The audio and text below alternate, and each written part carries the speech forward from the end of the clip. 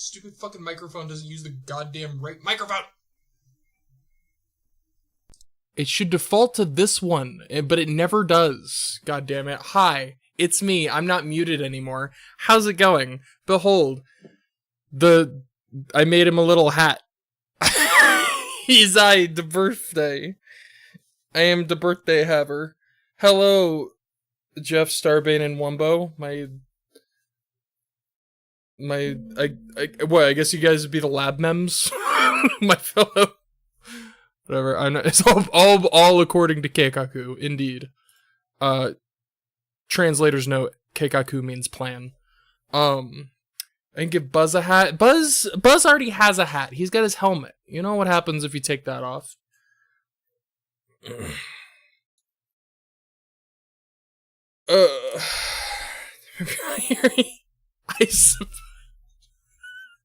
We'll get back to that. We'll figure that out eventually.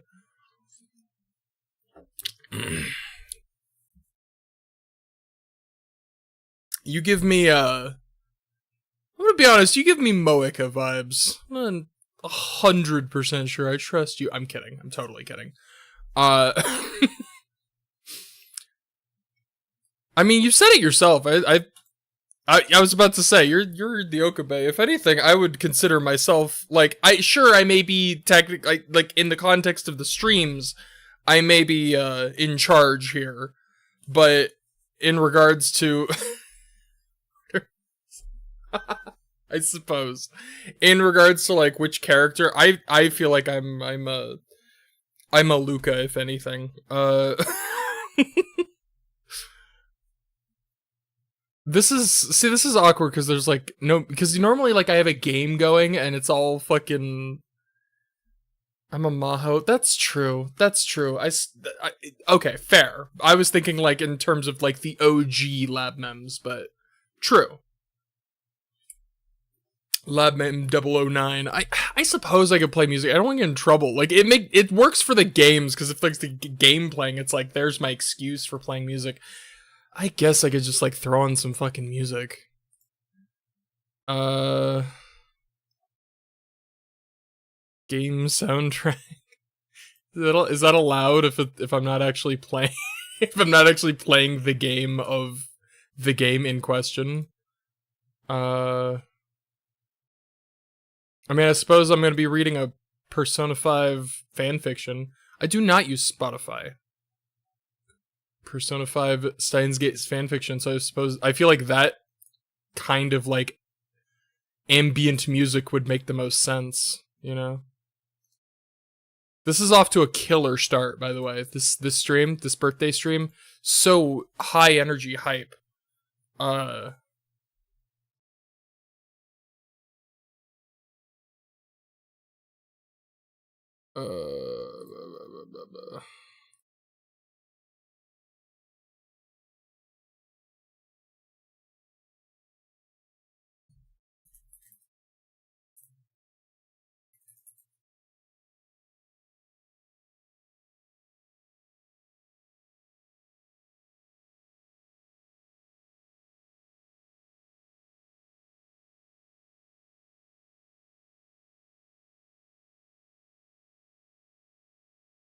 Streamers do it all the time. I suppose.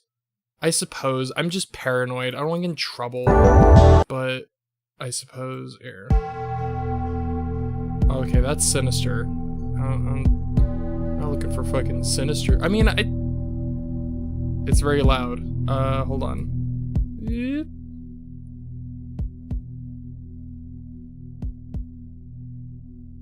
So sinister. Are we playing in order? I mean, I just opened here, you know, I'll give credit to the channel. Behold. The channel of which the music is accompanying from. That one. I don't even know how to read it, but credit where credit is due. Credit to the artist. I mean, but yeah, fair enough. Takeshi Abo created the music. Or I guess composed, right? Is that how that works? God, that is loud though. To be honest. It's still loud in my ear. I turned it down like on the stream, but it's still loud in my ear, so we'll do it like that. You know, base stare emote. I'm working on that. Believe it or not, I am working on it. Here, you know what? Actually, 1 second. You just reminded me. I don't have. It's not ready yet, but I'm gonna show you my work in progress if I can. 1 moment.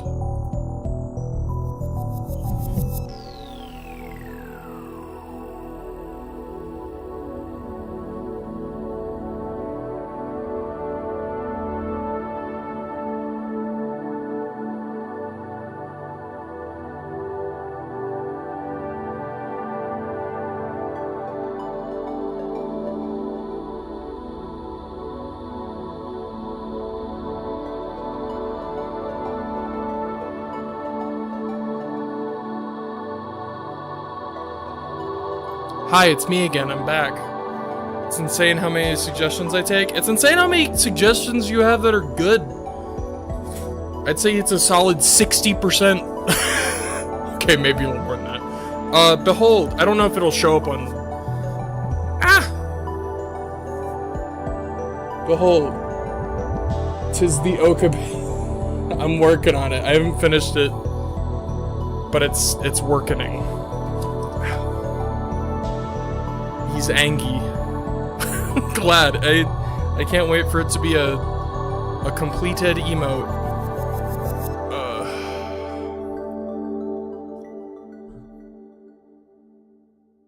Sketch it and then draw it digitally. That's literally how I paper. Oh, you didn't see there's lines on it. Behold, paper with lines. Wait. There, it's good. It takes a second to like focus. But you see the face of facening? Behold, grr, stare. It does take a second to like focus the camera.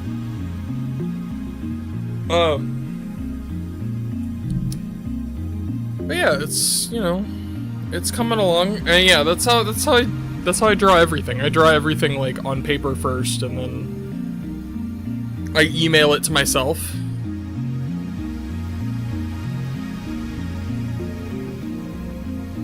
Position normal view, fair enough. Yeah, normal view is like tiny.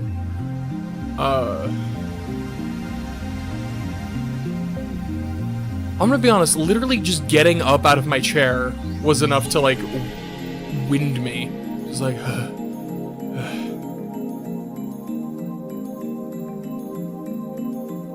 messages. God. Yeah, I am going to, my plan for that is I'm gonna start, oh God, I can't believe I'm gonna be reading this fucking thing, but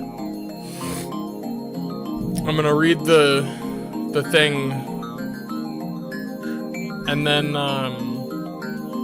yeah, I'll do it like 1 chapter at a time, and then between chapters, I don't know, I'll like watch a video or something, or like, we could watch like some of my, I was planning on watching some of my my dumbass videos, like just in case some people didn't see them on YouTube. Yeah, that's right. I'm going full self-promotion up in this bitch. Up in this bitch.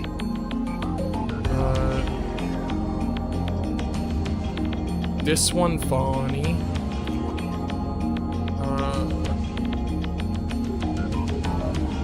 I'm so good at this, like, just chatting vibe.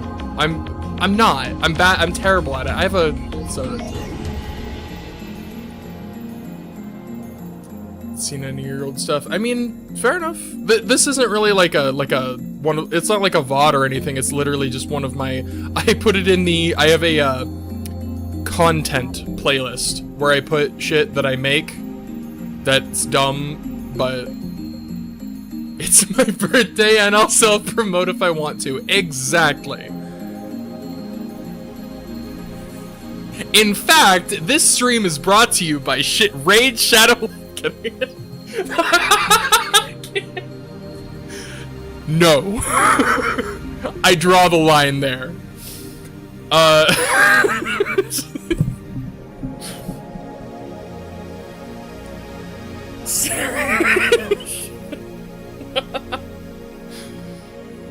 Oh my god.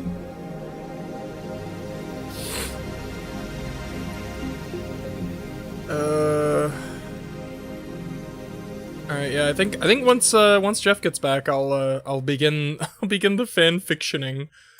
I still have it. I literally have it up. I have it up, and you see that? You see that shit? You seeing that shit? I don't know if that's coming up. Yeah, it is. It's there. It's ready. It begins whenever I'm ready. Good content. Good compilation of all the times you're dancing. I mean, it's not gonna be many yet, because I only just started. I just set up the dance cam, but you know what? I might just do that actually, if I can remember when it happened. So far, it's only been Kingdom Hearts streams, so it should be easy to keep track of. But that's not a bad idea. Platinum play button on YouTube. Oh my god. I'm not even at 50. I'm at 40. I have 49 subscribers. Yeah. I'm kind of a big deal.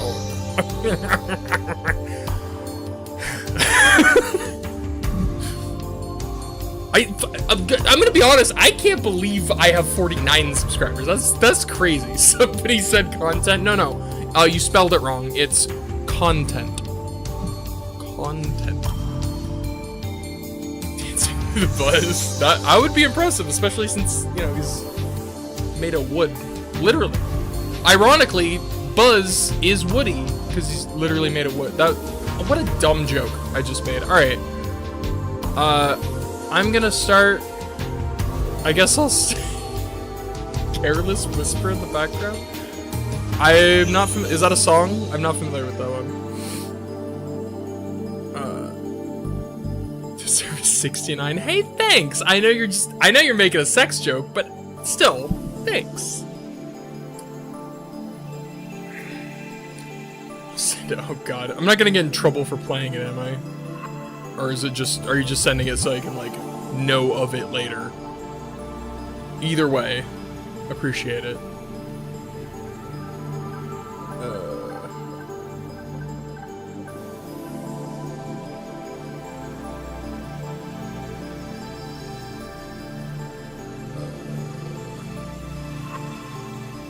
Oh god. Hold on. Boop. Putting this back over here.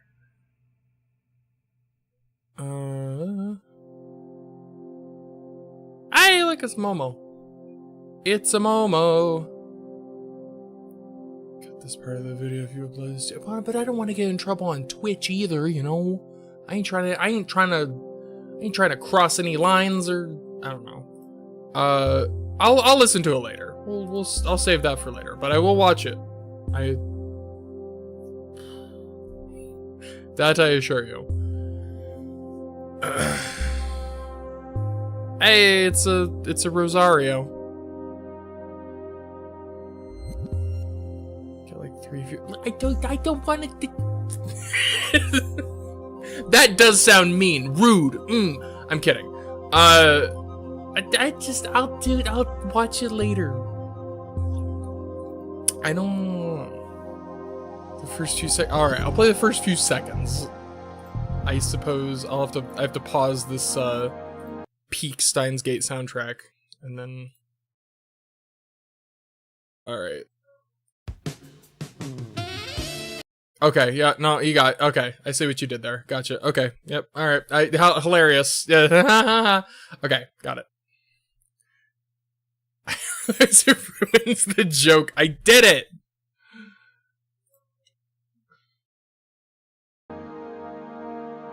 I know the weather. I mean, that's you basically just described the dynamic there. Something Puss in Boots is not from Shrek. Okay, well, everybody's here. I'll read the fucking. I'll just read the. Time to read the. You're under-apparated? I mean, I suppose that's...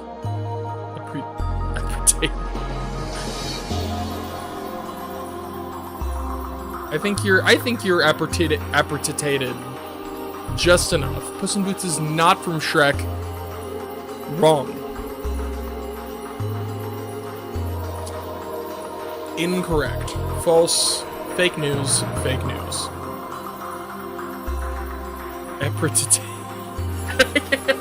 Okay, to be fair, that was a bit of a low blow on my end. It's okay. Appreciated. Okay, I'm gonna. Is everybody ready for me to read this cringe-ass fanfiction? Everybody prepared? Let me see a Mayuri, a Tuturu in chat if you're ready. Everybody give me a Tuturu. Dante is not from Devil May Cry. No, he's literally from Devil May Cry. He actually is. He's not from Nocturne though. Okay, see one. I see one.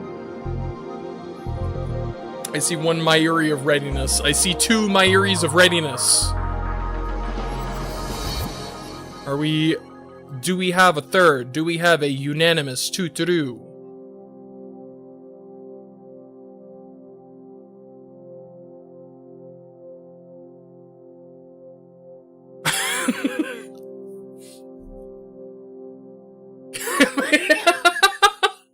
I'll take that as a yes. No. It's like a fucking lag.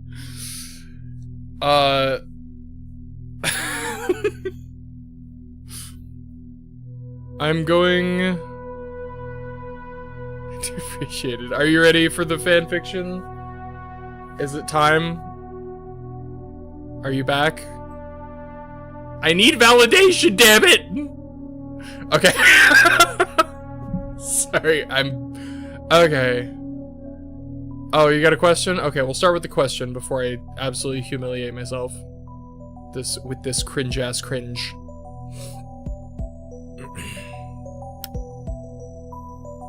Writer mode. Normal mode. I'll take feedback, but be nice. Be nice. I'm a gentle little teddy bear, okay? I'm not... I want feedback, but also don't be mean. Don't be mean about it. Don't bully me. Okay.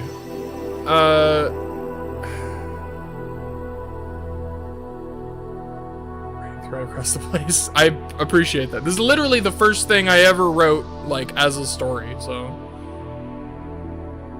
Someone say, alright, appreciate it. I'm gonna, this is so sinister. I need something a little higher energy. I don't know. Should I keep the music going while I read it, or I feel like that adds like an ambiance or something. Goofy Steins. Oh, you know what? There's one.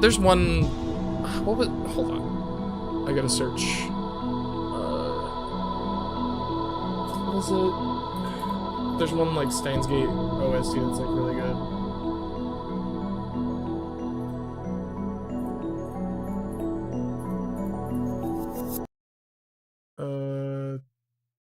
Problem is it's just like one song, so it's gonna be like really short, but I don't know how to like set it to auto loop. This one. I like this one. Turn it down though. Is it still loud? I suppose I can turn it down more.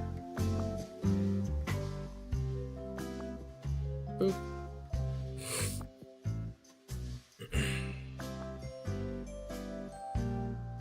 Problem is this is like a minute long, so I'm gonna have to like set it to. How do you make it loop? Can you make it loop? Ambient mode?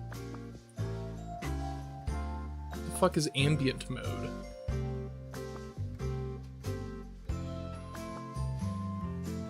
No, that ain't right. Damn it! I want this to loop. I don't know how to set it to the looping.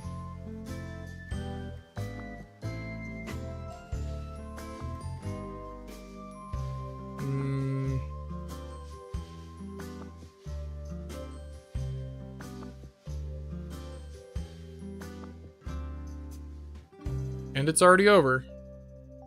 Sad. I like that song. Merry Christmas. I love this picture. This is like the best picture. It's the bestest. Oh god. Okay, you know what?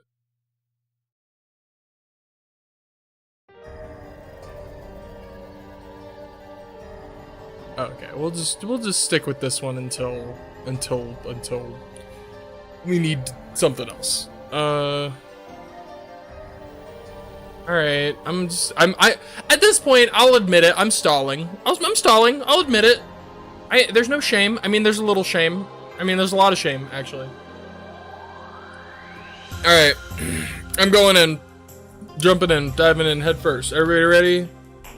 I mean, we already did the whole "Are we ready" thing. Everybody said they were ready. I'm the problem here. I'm the staller. Hi, it's me. I'm the problem. It's me. All right, here we go. All right, I gotta do that thing where I like take my shame and I just put it in a box, just box it up, just boop, put it over here. Okay.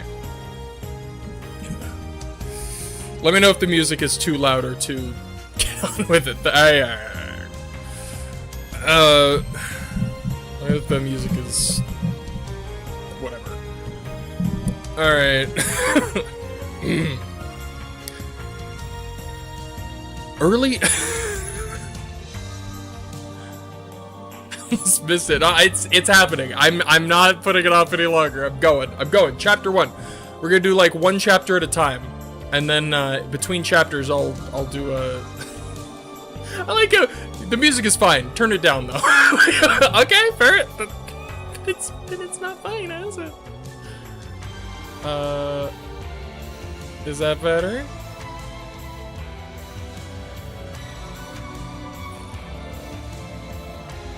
There you go. Okay.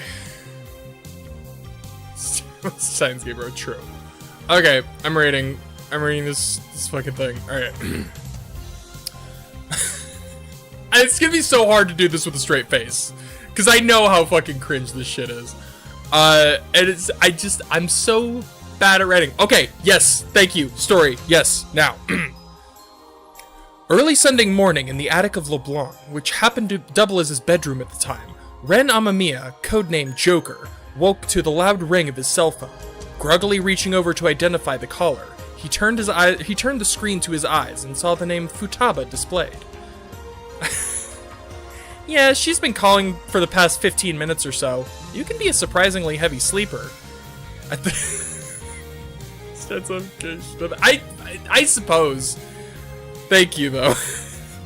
At the foot of Ren's bed was the source of the voice, a small black and white cat, or rather what appeared to be one. In reality, this was Morgana, codenamed Mona, Ren's friend and fellow phantom thief. I would have answered it myself, but, you know, he added cheekily, holding up one of his paws. With a small sigh, Ren answered the call. Finally! What have you been doing? We need to get going, come on! Futaba, codenamed Oracle, continued her panicked plea for a bit longer before at last giving Ren an opportunity to respond. I feel like I'm going too fast, because real name is NyQuil. True. Real name is, codename GTB. Go to bed. I was sleeping, Ren replied succinctly.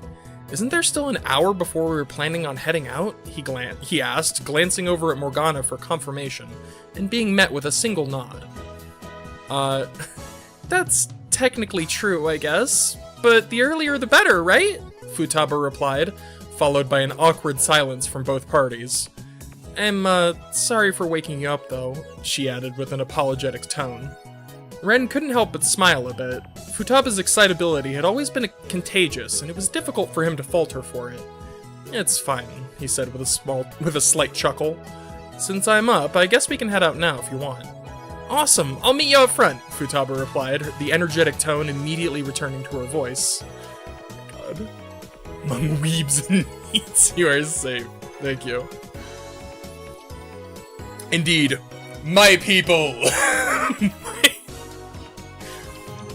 After hanging up the call, Ren began to get dressed and gather his things. So, we're heading out early? Morgana asked rhetorically, knowing full well the answer was yes. I guess it can't be helped. With a small sigh, he quickly hopped into Ren's open school bag as it was collected by its owner, and the two headed down the stairs. Fanfic, please.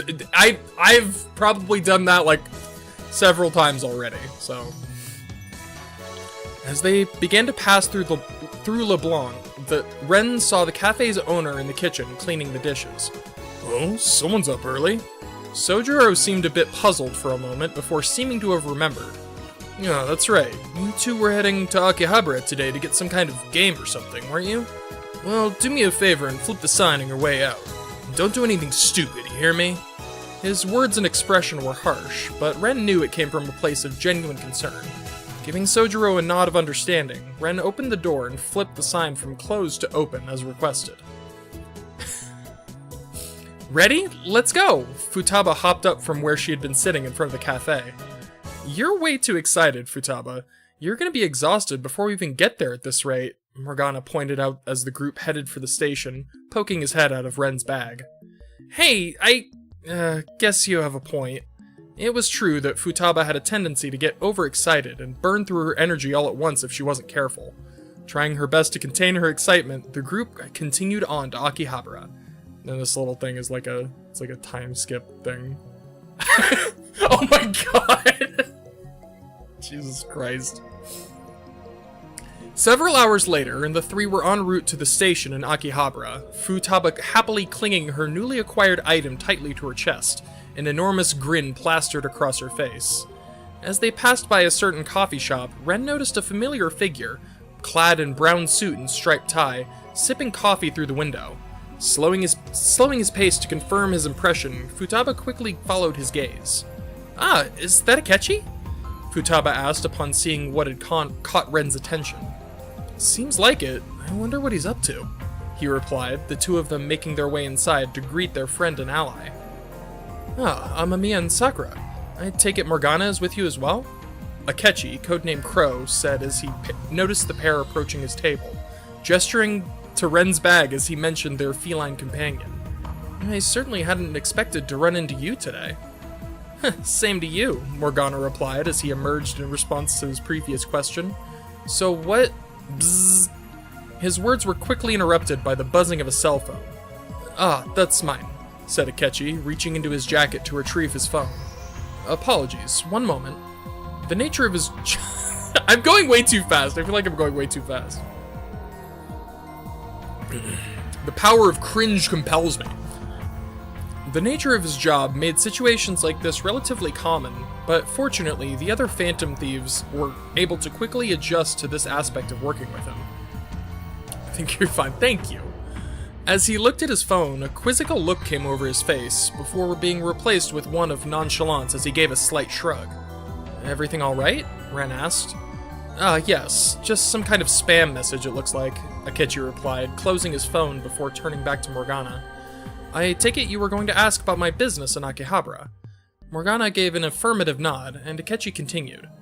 Well, the truth is, I initially had an interview scheduled for today, but it seems the woman who was going to meet with me had something come up and was forced to cancel last minute, he explained. That said, I'd be lying if I said I wasn't a bit relieved. I accepted the offer on a whim, and given the subject, I was having second thoughts. You? Second thoughts? Futaba responded with a somewhat mocking incredulity. Huh, is it really that surprising? I'm only human, after all. IP5 or sell some let's play to the characters. I mean, yeah, I like it. It's like a little, like, you know, extra little thing. It's not necessarily for like reminding, it's just like, you know, a little like, I don't know, world building, character building, I don't know, there's something. There's some term. Some fucking literary term that's supposed to be, but I did it poorly. Oh god, where was I? Oh, okay, I gotta ask, what the heck was this interview supposed to be about? Morgana chimed in, unable to hold back his curiosity. Part of my style. Hey, thanks! That's what I'll tell you how to write. I will say, listen, before I go any further, I do want to say, I got several, like, reviews, I guess, on the website. You can, like, leave a review. People liked it. People said it was good. I was happy. Like, I got nothing but positive reviews on this shit, so... I don't know. I don't know. Oh, right. Well, it seems they wanted my thoughts on the sudden appearance of that strange satellite. And an interesting topic, to be sure, but not exactly my forte. Akechi answered, giving his coffee another sip. Hang on, satellite? Like outer space satellite? Morgana voiced his confusion, and although silent, Ren's befuddled expression suggested that he too was in the dark. Wait, you guys seriously haven't heard about it? Futaba asked.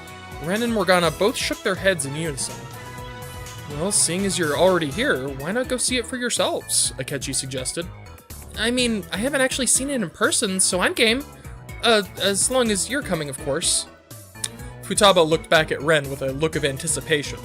He held back a small chuckle. This sort of thing was becoming increasingly common ever since Futaba had dubbed Ren her lucky item, one that she claimed helped her to go places and do things she once believed impossible.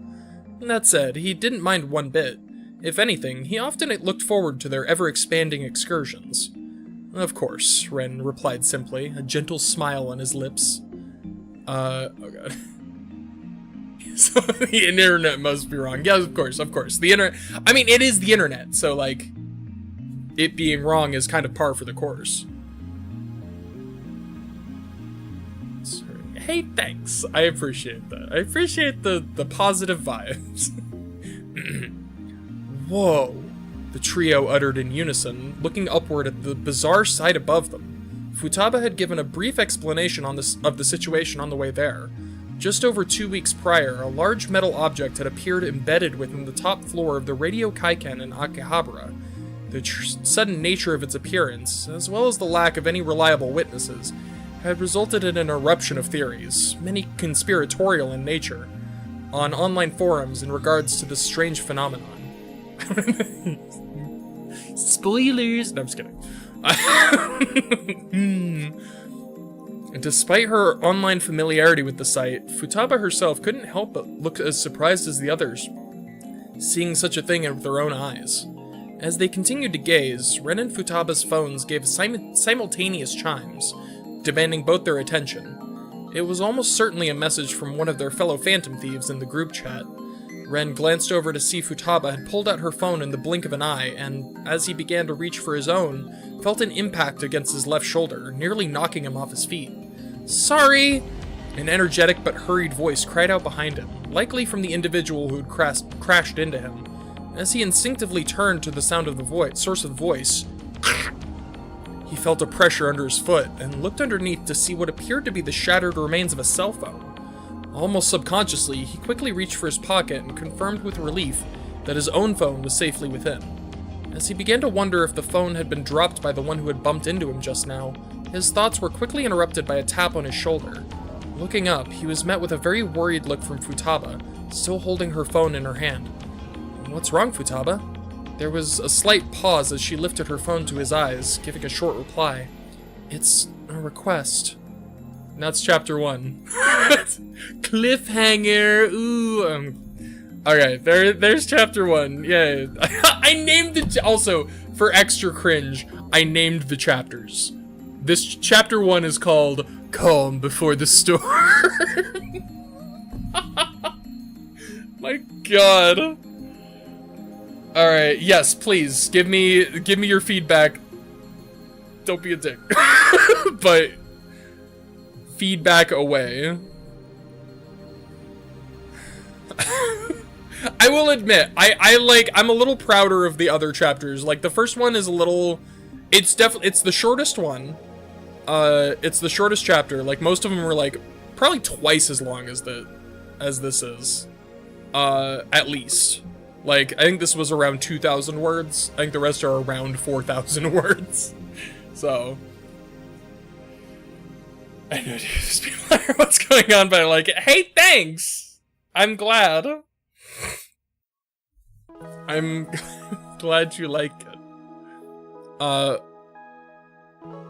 It's short, but I'm proud of it. I see what you did there. I see what you have done. Also, just for funsies, I'm gonna, like I said, I'm gonna take a little teensy little.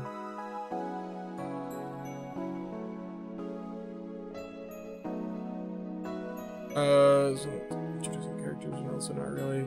Yeah, that was kind of on purpose. I will say, I like, don't get me wrong, I like the feedback. Thank you.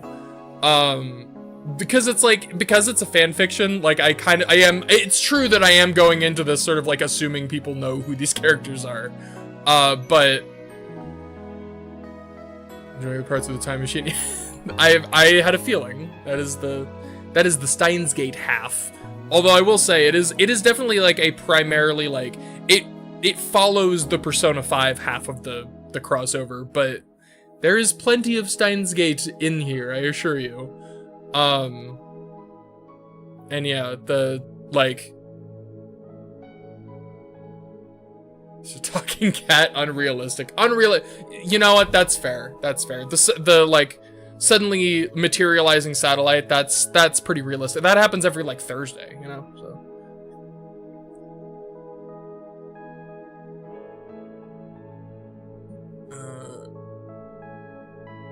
whether or not you should. That actually is a good point, and I think that partly has to do with my my inexperience, that like hesitation. That's probably what you're noticing is like that like hesitancy of like whether or not I should also lag. Yeah, you're probably noticing the like the hesitancy of like, yeah, I've never written anything before, so like I don't really know what I'm doing, but that is probably true. That is there. But I think I will say I think it does get better. Yeah, no, I appreciate that. Yeah, and I'm glad you like it so far, like despite the and like I said, I appreciate the feedback. And I do think it gets a little better if I feels so weird to say because it's like I'm self-aggrandizing, but I do think this is like the weakest part is the start, which is I guess probably not a good thing. Probably shouldn't open poorly, but properly introduce it. Yeah, I suppose that makes sense. Assume people read and know the characters or have a general idea. Yeah, something like that. Because it's like, I think that's like the idea of fan fiction. I mean, I've always considered fan fiction to be like, it's kind of like when it comes to character building, it's kind of like training wheels, right? Because like you're not building these characters from scratch. They're already defined, right? They're already like the characters. You still have to like use that character that has been established in the source material, but that character is already established from the source material. For the fans, by the fans. Exactly. All right, really quick. I do want to take a teensy break to just watch some funnies. If anything, I have been waiting for an excuse to watch this video, this like 1 minute video on stream. Cause goddamn it, this might be my favorite thing I've ever made. Like this might be my favorite like video I've ever like made aside from like my VODs and shit. This shit is so funny. And that feels so weird to say, because it's like oh god, my content is so good. This shit is, I'm proud of this. It's good. I like it. I like it. I just want to watch it again. Behold. You are speaking to member. Also, it might be a little low since I've turned everything down for the music. I'm gonna turn it up a little bit. For Wumbo and Starving to see. Okay, enjoy. You are speaking to member 001, lab founder, evil genius, and mad scientist extraordinaire. 'Tis I, Hoin Kyoma. Sit the fuck down, shitbutt. Silence! Okie dokie. But I called to see if you were feeling any better. If you're not... Maybe stop being such a little bitch. You know what? I may just do that. You have a good night, okay? Help, help, help, help, help, help, help, help, help, help. Oh, Kareen! I will fucking kill you. Whatever you're talking about. Don't you even try to play all innocent. You made Ruka cry. But the very best clue that I found was right under our noses. What, the time machine's name? Look again, shit dick! What are you gonna do when the police take notice of this little showroom?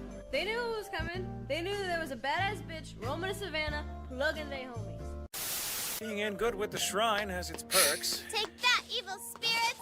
Ugh. Oopsie. I drank a bunch of dish soap because it smelled like candy. I think I'm having an aneurysm. My God.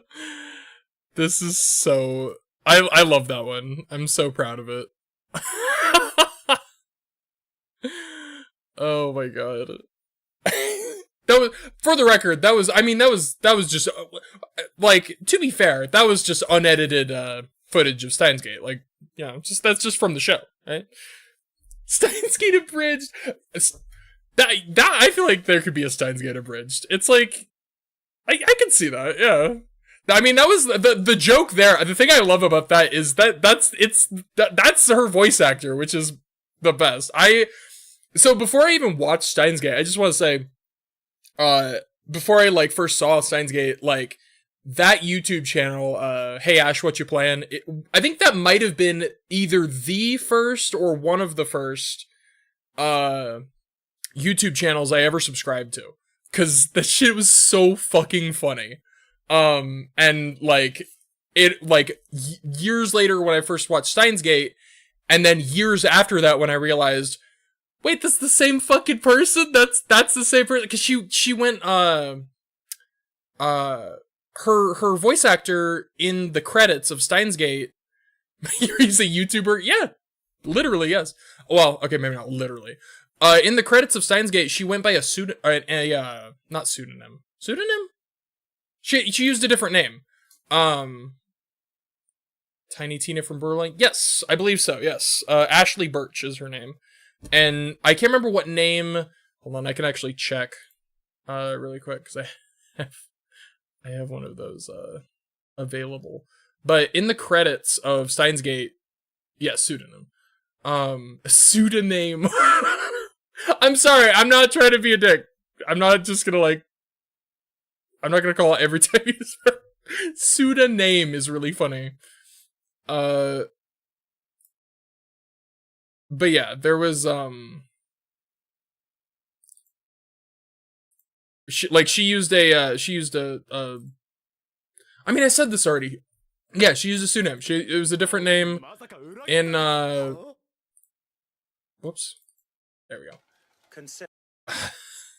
I'm just like checking what it was. I'm like, I can't remember what the pseudonym was in the credits of Steins Gate.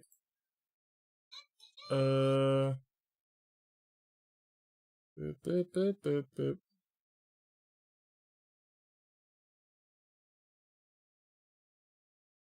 Jackie Ross. That's right. Misspelled. It's okay. And listen, it's not a bad thing. It's just funny when like certain ones you do are funny to me. And like I'm not making fun of you, I promise. It just tickles me. But yeah, in the credits of Steins Gate, it was Jackie Ross. So it took me like, I didn't notice until like many years after I first watched Steins Gate that was Ashley Birch playing Mayuri, which I thought was really funny. I just read stuff really. Yeah, exactly. Okay, I want to watch one more of those funnies. Because there was another one that I was also pretty proud of. I don't know if anyone here has played or seen any of the Yakuza games, but this is another one that I'm pretty proud of. Another, like, edit. Anyone? Yakuza series? Anybody? I mean, it's almost done, so, like, surely I could make it. 7 years ago. Fair enough. Alright, enjoy, we'll watch one more of these, because this one's especially dumb.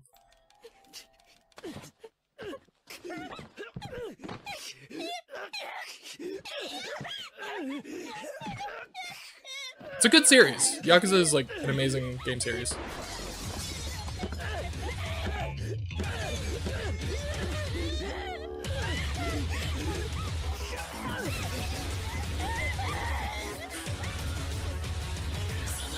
Wait for it.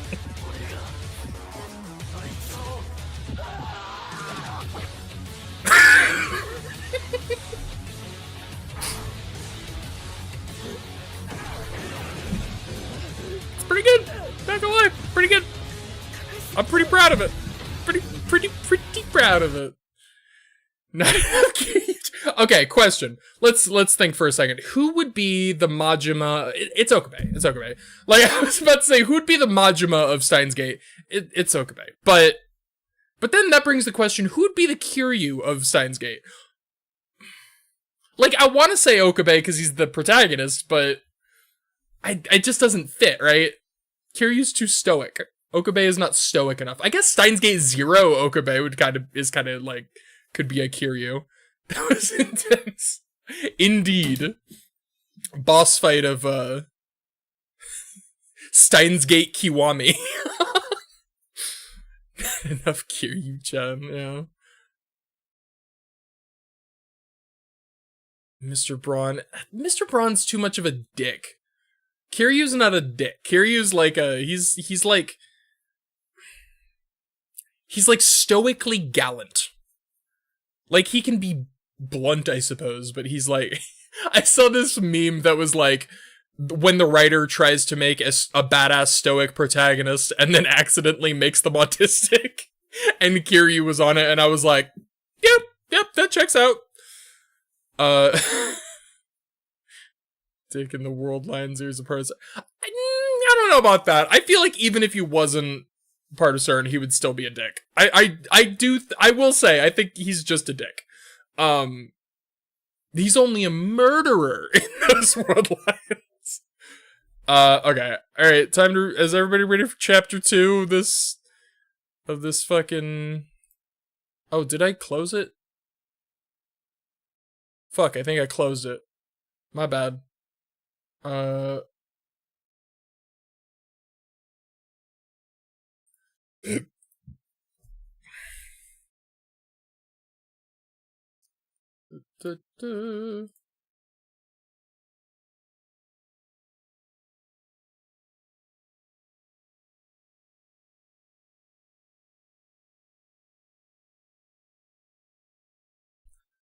Actually closing Google. Point and laugh initiated. Yes, everybody point and laugh, point and laugh. I'm used to it. Okay. A blonde toaster. That is... You do not disrespect my girl Igus like that. She is more than a blonde toaster. She also has gun fingers, alright?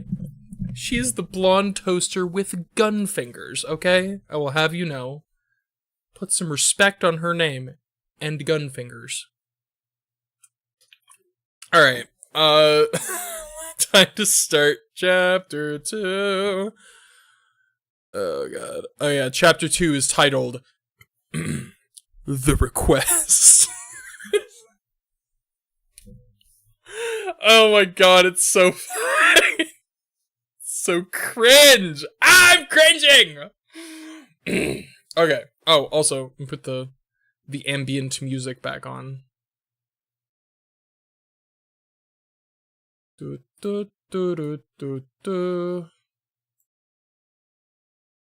is hard. It's true. Yeah, I mean, the best I could come up with was literally the name of a song that I really liked from Steins Gate. Okay. Oh wait, it's loud. Boop. There we go. Alright, everybody ready? Buckle in for chapter 2, where things get even more Steins Gate-y. More Steins Gate occurring. Okay. As the final bell rang, the students... Oh wait, am I zoomed in correctly? I am, okay. The students of Shujin Academy began to make their way to the school gates, but Ren had yet to get up from his seat. He had once again pulled up the request he and the others had received just the day before. Despite despite having read the words on the screen many times over at this point, he couldn't help but look through it once more. And then...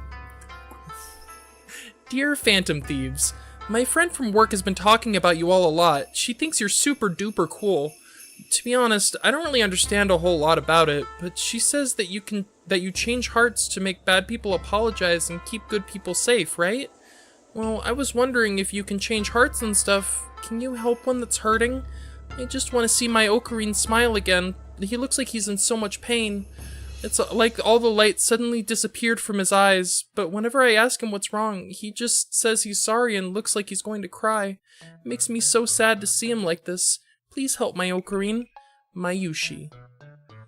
Having read through the request once more, Ren still had no better understanding of the situation.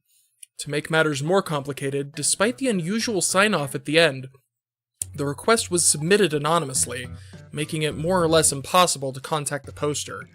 As it stood, this request was simply not actionable, and there was nothing the Phantom Thieves could do. However, yo, you gonna stay here all day? Looking up from his phone, Ren saw a blonde-haired boy looking at him with a teasing grin. Standing next to him was a girl with long twin tails. Ryuji, codenamed Skull, glanced down at the source of Ren's distraction, and his face took on a more serious expression.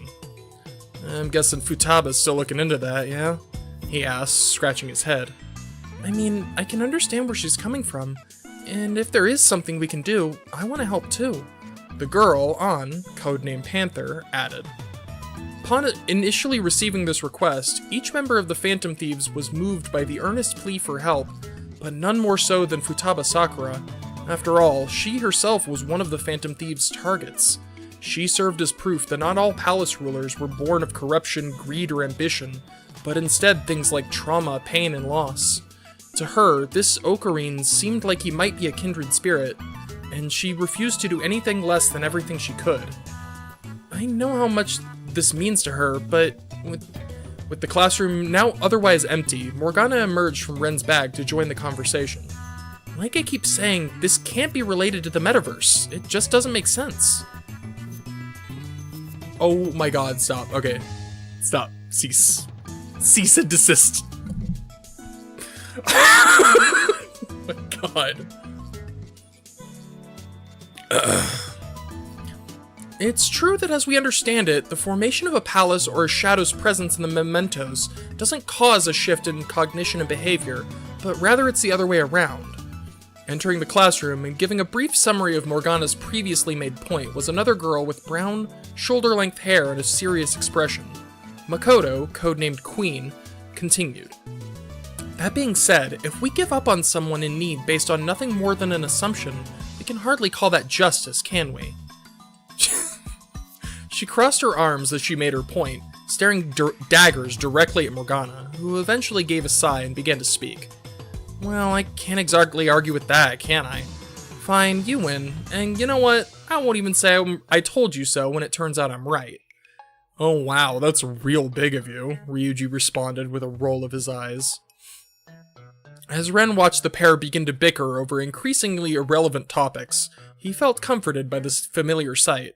Despite all his objections, he knew that Morgana wanted the same thing as everyone else. His pride simply made it difficult for him to back down. Eventually, the pair's argument was cut off by a simultaneous buzzing of cell phones. Ren, as well as the others, opened the Phantom Thieves group chat to read the new message. This is via text. Akechi, good news, I think we may have found a lead. Makoto, did Futaba manage to track down the one who made the post? Futaba, not exactly. Whoever they are, they have incredible security, like seriously wizard tier stuff. Ryuji, so I feel so awkward like reading these texts with the names and shit. Awkward. It's awkward. It's awkward to read out loud. So what's the big news? Futaba, right. Well, I managed to narrow down the location to in or around Akihabara, more or less. Ren, Akihabara? Futaba, crazy coincidence, right? It's entirely possible we saw the one who posted the request without even realizing it. An, wait, does this mean that we have to search all of Akihabara? Akechi, not quite. Pancake Boy, We all know that's what he was eating at the cafe before they came in, alright? Let's be real. He was having pancakes with... Sorry, I'm talking in my script. Listen, it's supposed to note, like... It's supposed to, like, give the vibe of, like, a text conversation, alright? That's the whole fucking... It doesn't... It wasn't well implemented, okay? I will fully admit to. Akechi. Not quite. I have been looking into the information in the request itself, what little there is to work with, that is, and thanks to Sakura's efforts, I believe I have something. Akechi's next message was a link to an online forum board. The topic seemed to be a discussion regarding servers at a certain maid cafe. The messages were passionate, to say the very least. Ryuji. You sure you sent the right link, man? Akechi. Certain. I'll spare you the search and direct you to reply number 7. As instructed, Ren scrolled down to the 7th post in the thread, which read, Mayushi Nyan is easily my number 1, thank you very much! Setting aside the rest of the message's contents, the mentioned name jumped out immediately. The conversation continued.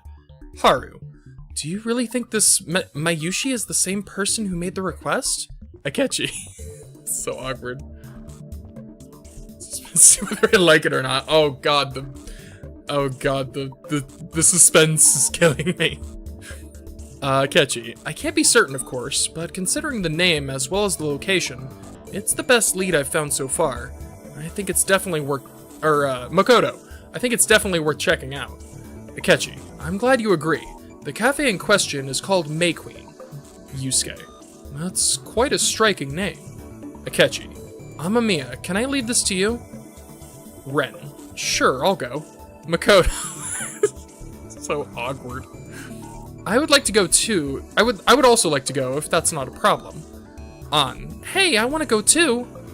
Yusuke. If possible, I would like to accompany you as well. Akechi.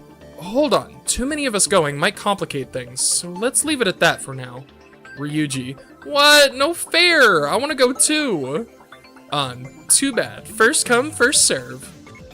An glanced over at Ryuji with a mischievous wink and smile as she sent her message, prompting a series of frustrated grumbles. With a clear objective now set, Ren stood and began to make his way to the station along with An, Makoto, and of course Morgana. Shortly after arriving in Akihabara, the group from Shujin met up with Yusuke, codenamed Fox, and began making their way to the cafe known as May Queen. I'm gonna be honest, I didn't expect you to end up coming with us, Yusuke. An broke the silence as the group continued to walk. Are you gonna be okay? Like, money-wise? Well, I appreciate your admittedly well-founded concerns. Worry not, Yusuke responded with a confident expression. So long as I remain vigilant and frugal, I believe myself more than capable of recovering from today's expenditure. The fact that you need to recover in the first place is a bad sign. Regardless, Yusuke exclaimed, cutting off An's reply. It was during our discussion that I felt it, the voice of inspiration called out to me. I knew that if I allowed myself to miss this opportunity, I would ever regret it. Right. Well, in any case, I think this is the place. Makoto hesitantly interjected, gesturing ahead to the buildings sporting several May Queen signs. The others nodded, and together they entered the cafe. Welcome home, masters! Oh my god. That's what they say, okay? That's what it is. Upon their arrival, the group were met with an overwhelmingly cheerful greeting from a pair of girls, clad in cute maid uniforms and a pair of cat ear headbands. Measters, you're right, that's my bad. Unreadable. It's trash. Story's trash. I think it was me. So, maid outfit. Listen, 100 subscriber special? Okay.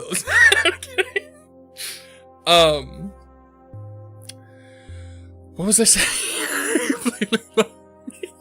Be so peak. Listen, don't tempt me, alright? I'll do it. Cat ears and all. I completely lost my train of... where was I? Billy. Oh yeah, I think the English dub it was Meowsters. I think you're right. Upon their arrival, the group. Oh no, I read that part. Most of the group was taken aback by the sudden change in atmosphere. Yusuke in particular seemed enamored with the establishment's uniquely charming style. Ever focused, however, Makoto stepped forward and spoke. Hello, we need to speak with, Mayushi? Would she happen to be here today? Wasn't one too? Oh my god. Her question prompted the girl on the left, whose bright pink hair emerged from her cat ears and spiraling twin tails, to inquisitively turn to the girl on the right, whose blonde hair was done in a long ponytail. No? Wait, are these friends of yours, Mayushi? Despite the four of them certainly never having met this girl before, she put her finger to her cheek with a tilt of her head, began to hum, seemingly attempting to remember. Worried about creating any further confusion, Makoto quickly attempted to clarify the situation. We aren't acquainted, no. We, help with the fan site and wanted to ask you about a request you made there. Naturally, the identities of the Phantom Thieves wasn't public knowledge, making the gathering of intel somewhat difficult to do directly. Fortunately, the existence of the Phantom Aficionado website, or fan site, created by classmate and confidant Yuki Mishima, made for an extremely convenient cover. Mayushi's request? The girl once again began to think in her exaggerated manner before her eyes suddenly lit up. Oh, right! But wait, can the Phantom Thieves really help? We can't say for sure yet. That's why we were hoping to talk with you and get more information, Makoto responded. Mishima. Spoilers, that is the first and last mention of Mishima, so you're good. Mishima gets a name drop and nothing more. Puzz in a maid outfit emote. Oh my god. One mention, two men. Listen, he did something, okay? He exists. God damn, I keep losing my place. Makoto responded. Remaining silent themselves, Ren and An had decided to let her do the talking at this point, while Yusuke continued to gaze around the cafe with an occasional nod of satisfaction. I want to help, but Mayushi isn't done working yet, the girl said dejectedly. That's okay, we can meet up once you finish your shift, if that's alright with you, Makoto suggested, looking back at the others as they nodded in confirmation. The girl quickly regained her energized tone. Oh, really? Well, I'm going to see a friend after work, so we can meet at the Yanabayashi Shrine. As they quickly established the meeting time, An used her phone to confirm the location of the shrine. With everything set up, the group began to head out when... Wait, you aren't leaving already, are you, now? The exclamation was made by none other than the twin-tailed maid. Are you sure you don't want to stay for a bit? Ferris would hate for you to come all this way without any service, now. The maid, apparently named Ferris, held her hands up in a paw-like position while making an adorably pleading face. This, coupled with the white-hot intensity of the glares coming from the other patrons, was incredibly convincing. In the end, the group stayed for a while and did their best to enjoy the atmosphere of the cafe. As it turned out, Ferris was more than a bit interested in the Phantom Thieves, and had many questions about Ren and the others' relationship to them. While everyone did their best to satisfy her curiosity without blowing their cover, Ren got the impression that she could tell they weren't being entirely truthful. Well, he thought perhaps he was just being paranoid, as she said nothing to indicate this. He still couldn't shake the feeling that this girl could somehow see right through them. Cheshire break. Sorry. With their business at May Queen complete, everyone did a fair share of sightseeing in Akihabara at An's suggestion, until it was time to meet with the client. Upon entering the grounds of the Yanabayashi Shrine, they were met with an unfamiliar greeting from a familiar voice. Doo-doo-doo! I'm glad you can make it! Wearing a bright blue dress and a matching hat on her black shoulder-length hair, the girl's arm shot up in an enthusiastic wave. Though her appearance was noticeably different, it was clear from her reaction and voice that this was the same girl they had met at the cafe. Are these the people you mentioned, Mayuri? The timid voice came from the person standing next to her, who, based on the Miko attire, appeared to be a shrine maiden. Yep, they're, She trailed off, seemingly only just now realizing that she had yet to learn any of their names. Right, I guess we should probably start with introductions then. My name is Makoto Nijima. It's a pleasure to meet you both. Makoto began with a courteous introduction, then turned to the others to follow suit. I'm An Takamaki. Nice to meet you. Ren Amamiya. Good to meet you. It seemed that Yusuke, however, wasn't following the conversation, and instead looked as though he were deep in thought. With a sigh, An decided to pick up his slack. Twitch. Oh, the lagging. Is this me? Everyone seems to be lagging. Hold on, let me make sure my connection seems to be good. Okay. It's you guys. No, I'm just kidding. It's Twitch. Damn you, Twitch! Go back to after they call Ruka Maiden.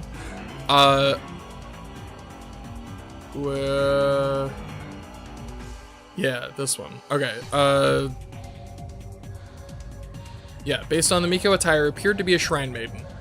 Yep, they're, She trailed off, seemingly only just now realizing she had yet to learn any of their names. Right, I guess we should start with the introductions then. No problem. My name is Makoto Nijima. It's a pleasure to meet you both. Makoto began with a courteous introduction, then turned to the others to follow suit. I'm An Takamaki. Nice to meet you. Ren Amamiya. Good to meet you. It seemed that Yusuke, however, wasn't following the conversation, and instead looked as though he were deep in thought. With a sigh, An decided to pick up his slack. And this guy, currently lost in another world, is Yusuke Kitagawa. I'm Mayuri Shina, but you can call me Mayushi. Doo-doo-doo. Just as she had earlier, Mayuri threw her hand up excitedly as she repeated her strange greeting. I'm Luca Rushibara. A pleasure to meet you. This incredibly nervous introduction was accompanied by a deep bow. Just then, as if struck by some invisible force. I forgot about this part. Yusuke stepped forward and began to speak he began to speak with his usual passion. It seems I was right in my decision to join you, as this day has been a veritable font of inspiration. Mr. Rushibara, forgive my sudden request, but I simply must ask, would you allow me to capture your wonderfully graceful visage on canvas? What? You want to draw me? But that's, I'm not, I can't. Luca's cheeks quickly flushed a bright red, followed by a series of incoherent stammering. Wow, you're an artist? Mayuri asked, seemingly quite impressed. I think a Luca drawing would be amazing, but he's a bit shy, you know. He still won't wear Mayushi's cosplay. But I won't give up. I know I'll get through someday. Cosplay, you say? That certainly expands the aesthetic possibilities. Perhaps we could... Wait a moment. Did you say he? Yusuke, along with the others, turned his attention to Luca, whose face was so red it seemed almost luminescent. With all the strength he could muster, Luca barely managed to force the words out. It's true, I am a boy. This revelation was certainly a surprise to everyone present, with the exception of Mayuri, of course. Unsurprisingly, the first to respond was Yusuke. To think such a possibility hadn't even entered my mind. It seems I still have much to learn. He stepped forward and bowed apologetically. Please forgive me for my ignorance and inexperience. Luca once again began to mutter nervously, seemingly at a loss of how to respond to Yusuke's grandiose display. It was at this point that An stepped in and grabbed Yusuke by the back of his shirt collar in an attempt to quite literally rein him in. Alright, that's enough of that. Can't you see you're making him uncomfortable? Makoto couldn't help but bury her face in her hand upon witnessing the scene unfolding in front of her. With an exasperated sigh, she turned back to Mayuri. I think we should get to the reason we're here. Do you mind? She looked over to Ren as well, who responded with a simple nod. Of course. You said the Phantom Thieves might be able to help Ocarine, right? Mayushi will do whatever she can to help out too. Mayuri's face took on an especially serious look as she seemed to psych herself up. Well, any information you can give us would be wonderful. To start with, can you tell us more about this Ocarine? Is that a nickname? If this was in fact something that could be solved via the metaverse, information was the #1 priority at this point. Well, his name is Rintaro Okabe, but to me, Ocarine will always be Ocarine. Mayuri wore a gentle smile as she spoke, as if simply talking about this person filled her with an incredible amount of joy. He says a lot of weird stuff about secret plans and, plunging the world into chaos, but I know he's really super kind and thoughtful, even if he never wants to admit it. She continued on with her description, beaming all the while until suddenly the smile began to fade from her face. That's how he used to be, but now it's like he's just empty. I just wish I could do something to help him, or at least know why he's hurting. Mayuri's voice rose as her emotions got the better of her, and tears began to fall down her cheeks. See the interactions between Ruka and Kanji. I doubt it. I doubt I'll make that, but I'm sure that. Well, no, I guess that doesn't exist. I would know.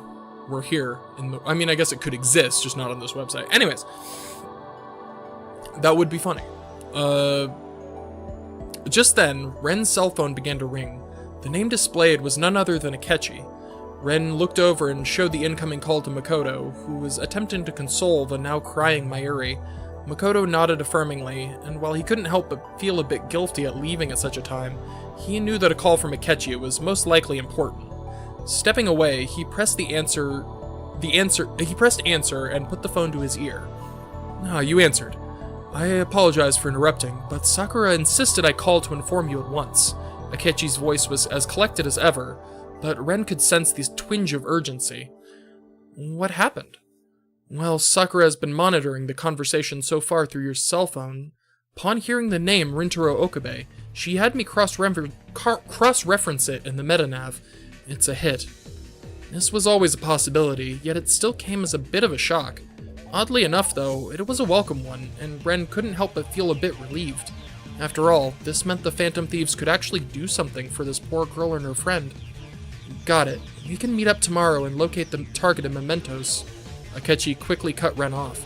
Not Mementos. Rintaro Okabe has a palace. That's the end of chapter 2. Alright.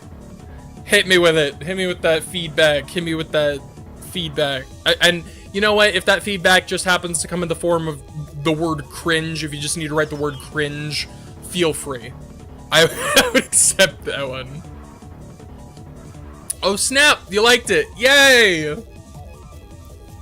Writer officially writer approved. Much better than the first chapter. I agree. Thank you. Yeah, I think the first chapter is definitely the weakest, in my opinion. I'm glad you liked it. Run away with this one. Yay! Hell yeah! Improvement. I would also, so I didn't mention this, but also just for the record, like, this story had, like, before I wrote it in 2024, actually meet the Steins Gate. Yeah, I like the interactions. They're fun. Twitch keeps crashing. No, Twitch, stop. I'm trying to have fun and talk to people. Quit being a dick, Twitch. It was last year. Yeah, I wrote this, like, I think a little more than a year ago. Hold on, let me... last updated August 3rd, 2024. So a little more than a year ago. About a year and 2 months ago. Yeah, right? Like, I started writing it, apparently May 2024. Was it really? Huh. That seems... I guess, yeah. Anyways,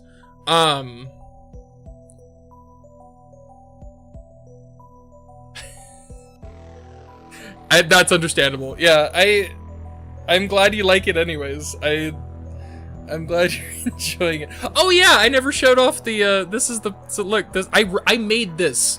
This is the cover thing for the story. Isn't this cool? I'm very proud of this. Behold, I made this. I made this from scratch. Look at this shit.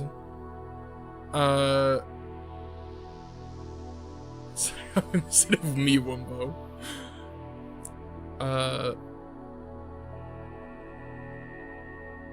Starving the Contrarian. Better time getting to the characters. I'm glad you're enjoying it. I'm glad it is writer approved. What was I saying before? Oh yeah. So before I wrote it last year, like it had been, I shit you not, this story, like in different forms, like there obviously, like it went through a bunch of different phases of like what the story was gonna be, but I had this shit in my head just swirling around as like a story that I was never gonna write for like over 5 years. It was just mulling, right? I was like, I just sort of like accepted that I was never gonna write it, and I was just like, but it was just like swirling in here for like years and years and years, and then finally I decided, yeah, fuck it, I'm gonna write it down. Yeah, I definitely, that was actually one of the reviews mentioned. They described it. They said I can't. They said something like they like the characters, albeit like good use of the characters, albeit selected or something like that. Which, like, it's true. Some characters definitely get a less of a spotlight, I will say. Time travel and a microwave. I mean, it's a pretty good summation, actually. Something I've been wanting to do for years. That's, yeah. I spent a lot of fucking time in here. I actually honestly never thought I would, oh god, no, not this song.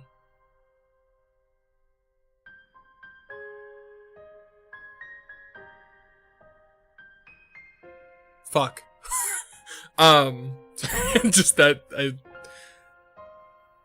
characters is really hard. Yeah. Like balancing the characters was definitely one of the hardest things with this. And these are like all pre-written characters, right? Like their personalities and stuff like is there. Like I said, it's like training wheels, right? I just have to like use them adequately. I don't have to like build. I just have to use, which, you know, still fucking hard, but I'm glad you liked it. All right. I'm going to chapter 3. Chapter 3, Time's Up. God damn it. I will say, I think that is the cringest part of this whole fucking thing, is the fucking names of the chapters. Chapter 3, Time's Up. Ugh. Also, wait till the song's over to start this chapter. Alright, fair enough. That is understandable.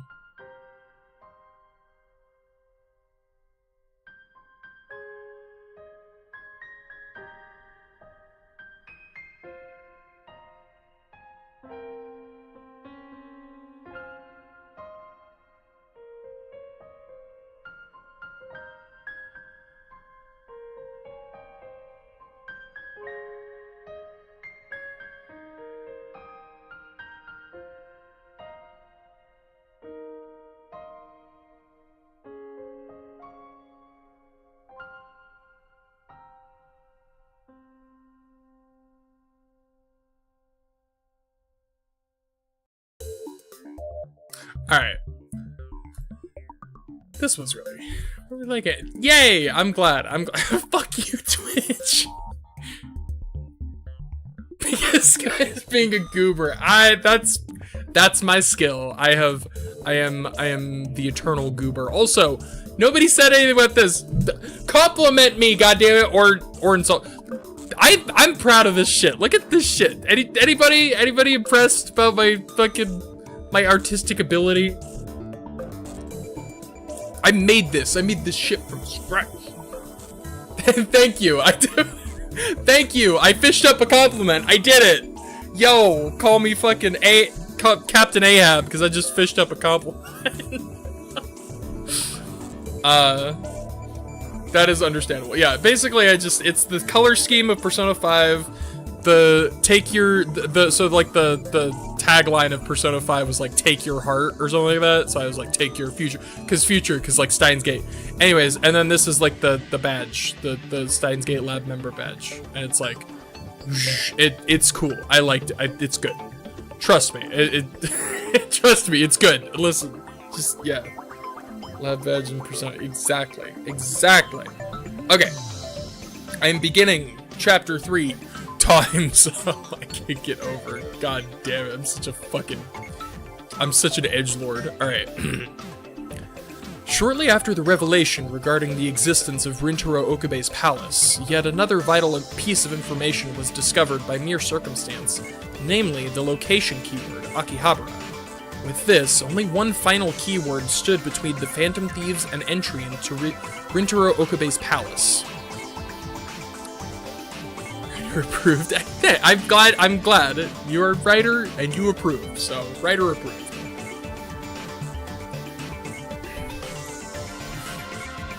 Naturally, several people immediately began talking about what to do next. However, Akechi reasonably suggested that given the late hour, discussions should wait until tomorrow. Many were reluctant to wait, but ultimately they agreed, concluding their business at the Yanabeyashi Shrine and bidding farewell to Mayuri and Luca. Everyone headed home to prepare for tomorrow's meeting. Twitch decided to poof. Okay, alright. You know what? I can and will. Shortly, it's so awkward to go back. Shortly after the revelation regarding the existence of Rintaro Okabe's palace, yet another vital piece of information was discovered by mere circumstance. Twitch is being a bitch. Bitch Twitch. It is true. Namely, the location keyword, Akihabara. With this, only one final keyword stood between the Phantom Thieves and entry into Rintaro Okabe's palace. Naturally, several people immediately began talking about what to do next. However, Akechi reasonably suggested that given the late hour, discussions should wait until tomorrow. Many were reluctant to wait, but ultimately they agreed, concluding their business at the Yanabeyashi Shrine, and bidding farewell to Mayuri and Luca. Everyone headed home to prepare for tomorrow's meeting. Bitchy itchy twitchy twitch. Bitchy itchy twitchy twitch. Bitchy itchy twitchy. Oh, wow, nope. Bitchy itchy twitchy twitch. No. Bad. I can't. You are correct. I can't. Once everyone had arrived in Akihabara the next day after school, the process of deducing Okabe's final keyword began. With the background information they had acquired from Mayuri, many suggestions were made, including things such as laboratory, university, or evil lair, but to no avail. Hours passed, and yet their brainstorming session had unfortunately yielded no results. As the sun began to set, it was clear a new approach was necessary. Maybe we need to meet with him in person after all. That could give us a better idea, no? The one to make the suggestion was Haru, codenamed Noir. Makoto, you said that you exchanged numbers with Sheena, right? That's true. Alright, I'll see if I can set up a meeting. Although, based on her description, I highly doubt that we'll be able to get anything from him directly. Makoto replied, just as she was beginning to type out a message on her phone. Your interpretation, exactly, yeah. Based on the information they got from Mayuri. Just as she was beginning to type out a message on her phone. The hell? It's gone! Ryuji exclaimed, causing everyone present to recoil. Don't yell like that, Ryuji! An responded with a frustrated look. What are you even talking about? What's gone? The palace! It's not showing up anymore! His words took the rest of the Phantom Thieves by surprise, prompting everyone to check their own phones and see for themselves. Just as he had said, the previously confirmed palace no longer appeared within the MetaNav app, and entering the name Rintaro Okabe no longer produced a result. That's never happened before. What's going on here? Futaba asked. The answer was silence, as it seemed that everyone was equally stumped. In their experience, a palace would only disappear once the core of its ruler's distorted desires or treasure is removed. However, the Phantom Thieves were the only ones capable of performing such feats. Could it be that someone else entered the palace and took the treasure? Someone else? Are you suggesting an unknown metaverse user? Akechi clarified, seemingly quite unnerved by the prospect of a rogue agent capable of using the metaverse. Oh, that was just the first thing I thought of. Hold on, let's not jump to any conclusions yet, Morgana interjected. This is definitely weird, but honestly, it's been weird from the start if you ask me. First, this Okabe guy's cognition apparently changes in the blink of an eye, according to the client. Then his palace vanishes just as quickly? This whole thing's just a mess from top to bottom. I think we need some expert advice, he concluded, looking up at Ren, who returned an understanding nod. In any case, there doesn't seem to be anything more we can do today. We should head home and get some rest. We can reconvene tomorrow, hopefully with a better understanding of the situation, Akechi said. Naturally unsatisfied by the way the day's meeting had concluded, everyone reluctantly agreed and went their separate ways. It's doing our job. Before heading home, Ren made a slight detour. Standing before a deep blue door, seemingly attached to nothing, he reached out and touched the handle. Feeling a familiar pulling sensation, Ren's surroundings quickly changed to that of a large blue room consisting of several containment cells with a wooden desk at its center. This velvet room was the home to the expert Morgana had mentioned, the ones who were responsible for giving Ren and his allies the Metaverse Navigator app. Welcome back, Trickster. A calm and cheerful voice greeted Ren as he entered the velvet room. I take it you aren't here for Persona Fusion, correct? The girl before him, with striking yellow eyes and long white hair, was Lavenza, the velvet room attendant. She, as well as the long-nosed master of the velvet room, Igor, were absolutely vital to the Phantom Thieves operation. Right, I actually had a question about the app, Ren said, proceeding to explain the entire situation in detail to both of them. I see. I'm afraid I don't have the answers you were hoping for, she explained. All I can tell you is that an individual's cognitive world, or palace as you call them, is unique to their perception. If this one has disappeared, it can only be a result of some change within the mind of the individual themselves. As for the nature of that change, I simply cannot say. Understood. Thanks anyway, Lavenza. Ren was disappointed there wasn't a more useful answer, but he still made certain to express his gratitude before leaving. Of course, my trickster. I wish you the best of luck in your endeavors. She bid Ren farewell with a kind smile. Upon returning to the real world, Morgana wasted no time in asking how it went, and was just as disappointed upon learning. So even Miss Lavenza can't tell us what's going on. This is definitely a problem. Ren began to make his way back to young Jaya, but as he did, he couldn't help but feel an incredibly unsettling gaze upon him. The sensation gave him chills. It felt almost like a viper preparing to strike. Sounds like a coffee brand. If I remember correctly, all the Velvet Room attendants and I'm pretty sure they're all references to Frankenstein. If I remember that trivia correctly.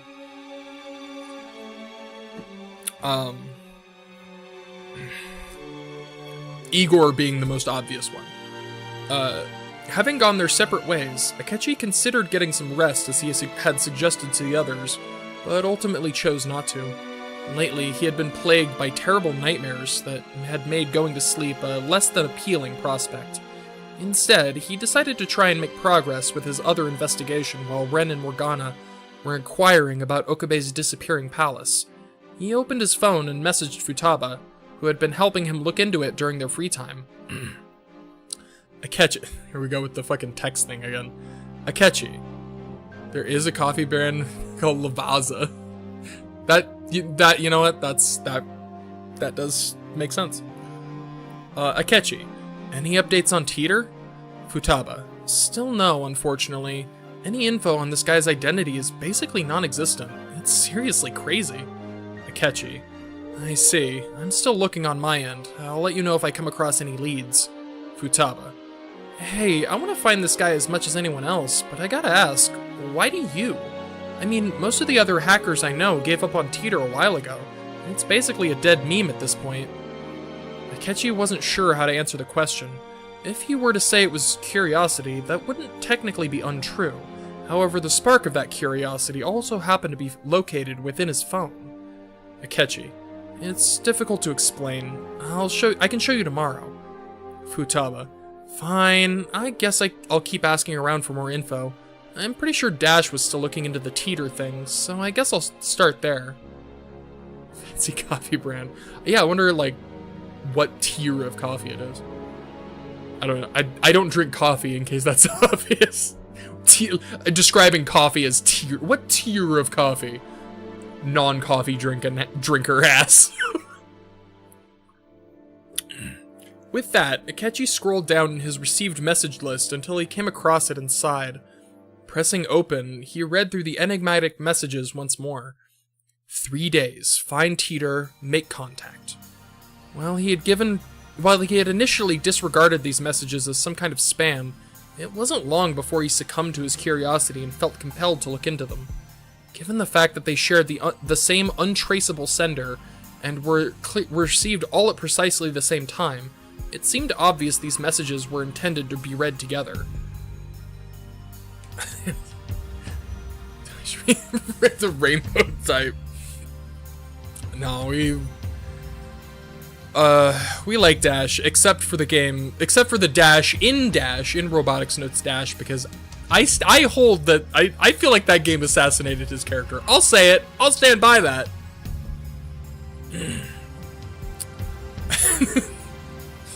The only Dash we do not accept is the Robotics Notes Dash. Shame. Okay. Where was I? Okay. It seemed obvious that these messages were intended to be read together. When done so, the meaning appeared to be quite clear. Find and make contact with Teeter within 3 days.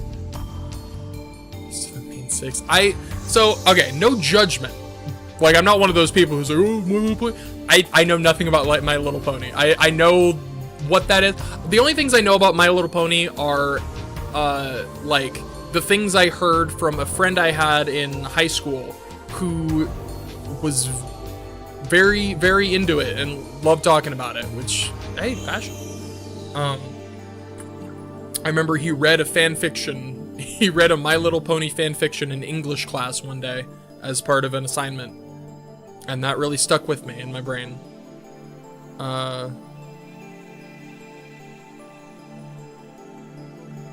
Yeah, I don't think I knew anyone that was into it when I was a kid, aside from that high school friend.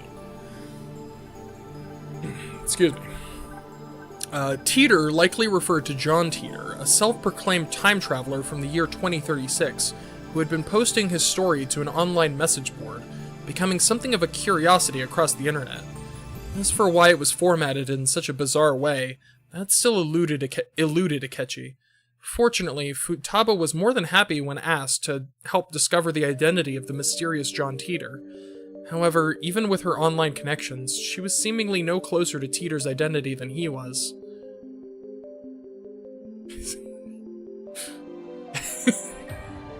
Everybody get along in there. Don't make me come in there. Don't make me get in that box. Starebane. Some detective prince I am, Akechi muttered self-deprecatingly. It had been nearly 3 days since he had received the messages. Given the time frame specified, he figured it would likely be too late to find him once that time had expired.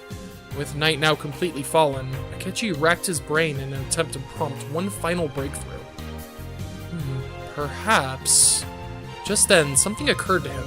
This whole time, he had been approaching things as if he were searching for any other Anon, using the same investigation techniques anyone in his line of work would. But what if he were to take Teeter at face value, as a time traveler? Reasoning from an assumed conclusion, especially one as preposterous as this... Oh god, no, Twitch. Went against everything he knew as a detective. Akechi, however, wasn't just a detective. He was also a phantom thief, and preposterous was par for the course in that line of work. With that in mind, he decided to go all in on this new line of reasoning, scouring the web for anything potentially consistent with the appearance of a time traveler, no matter how cliché. Anything from reports of suspicious persons asking what year it was, to people or things materializing out of nowhere. Out of nowhere? Could it be that? With a bolt of inspiration, Akechi quickly pulled up a news report regarding the Radicon satellite and checked the date of appearance. Just days before Teeter's first post. Unbelievable. With a sigh of what felt like a combination of exhaustion and relief, Akechi pulled out his phone and sent Futaba a message. I think Teeter may be related to the satellite in Akihabara. I'm going to check it out now. He waited for a moment, but his message was met with no response. That's strange. Did she fall asleep? Knowing Futaba, it was certainly possible, but he had hoped to get her thoughts on his hypothesis. Somewhat disappointed, but still excited by this potential discovery, he quickly made his way to the door. Before he could reach to unlock it, though, the sign, Operation Schooled. Good shit. Oh god, I lost track. The music took over my brain. Somewhat disappointed, but still excited by this potential discovery, he quickly made his way to the door. Before he could reach to unlock it, however, the knob began to turn. Okabe-chan. Someone was trying to get inside. Startled, Akechi's instincts kicked in, and he quickly... Oh my god, calm down. And he quickly began looking for another means of escape, then made his way to the bathroom window as quietly as he could. Just as he climbed outside and closed the door behind him, he heard a loud crash. Whoever was trying to get inside had knocked down the front door. Trying his best to stay calm and quiet, Akechi heard a deep, masculine voice from inside the building. This is C7. Target isn't here. Continuing surveillance. He felt a chill run down his spine. Did that man just say target? It was at that moment that the strange message flashed in his mind once more. 3 days. This whole time, he had considered the time limit as some kind of challenge, but could it have actually been a warning? Trying his best not to panic, he considered his next course of action. If this truly was related to that mysterious message, then perhaps it would be best to see this search for Teeter through to the end. Without a second thought, Akechi was already moving as quickly as he could toward the station, trying his best to remain undetected by any other potential pursuers. Now standing before his destination, he looked up to see the large metallic object still embedded within the building's roof. Pushing aside any remaining hesitation, Akechi snuck past the barricades, as trespassing was hardly his biggest concern at the moment. Managing to find an unshuttered entrance, he stepped inside. Naturally, his surroundings were completely dark, and the air was stale and stagnant. Oh, I see what you did there. I see what you did there. Ringu. Nonetheless, he was able to find the stairs and began his ascension to the 8th floor. With his destination now directly ahead, he took a deep breath and opened the door. As he stepped into the completely destroyed room, the rubble at his feet illuminated by the moonlight shining through the collapsed wall opposite him. His eyes were drawn to the source of the destruction, the satellite itself. At its base, he could make out a clear silhouette. Trying his best to maintain composure, he spoke. Are you John Teeter? No response. He warily stepped forward, closing the distance between himself and the mysterious figure. As he approached, he saw the person next to the device was a young girl, wearing an athletic jersey and bike shorts, her hair tied in a pair of braids. She simply sat and stared at the floor in some kind of stupor. Now directly in front of her, Akechi repeated his question. Tell me, are you John Teeter? Did you send me this message? He held out his phone to the girl's face, displaying the instructions to locate Teeter. Huh? This is a D-mail? While this did seem to catch her attention, it was only for a moment before her eyes glazed over once more. It doesn't matter.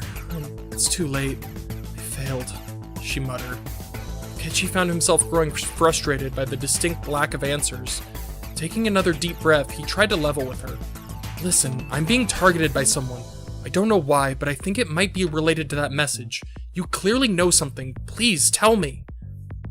Rounders. The girl spoke in a subdued tone, still not moving from her position. You called me Teeter, didn't you? Then I assume you've seen what I posted. That's right.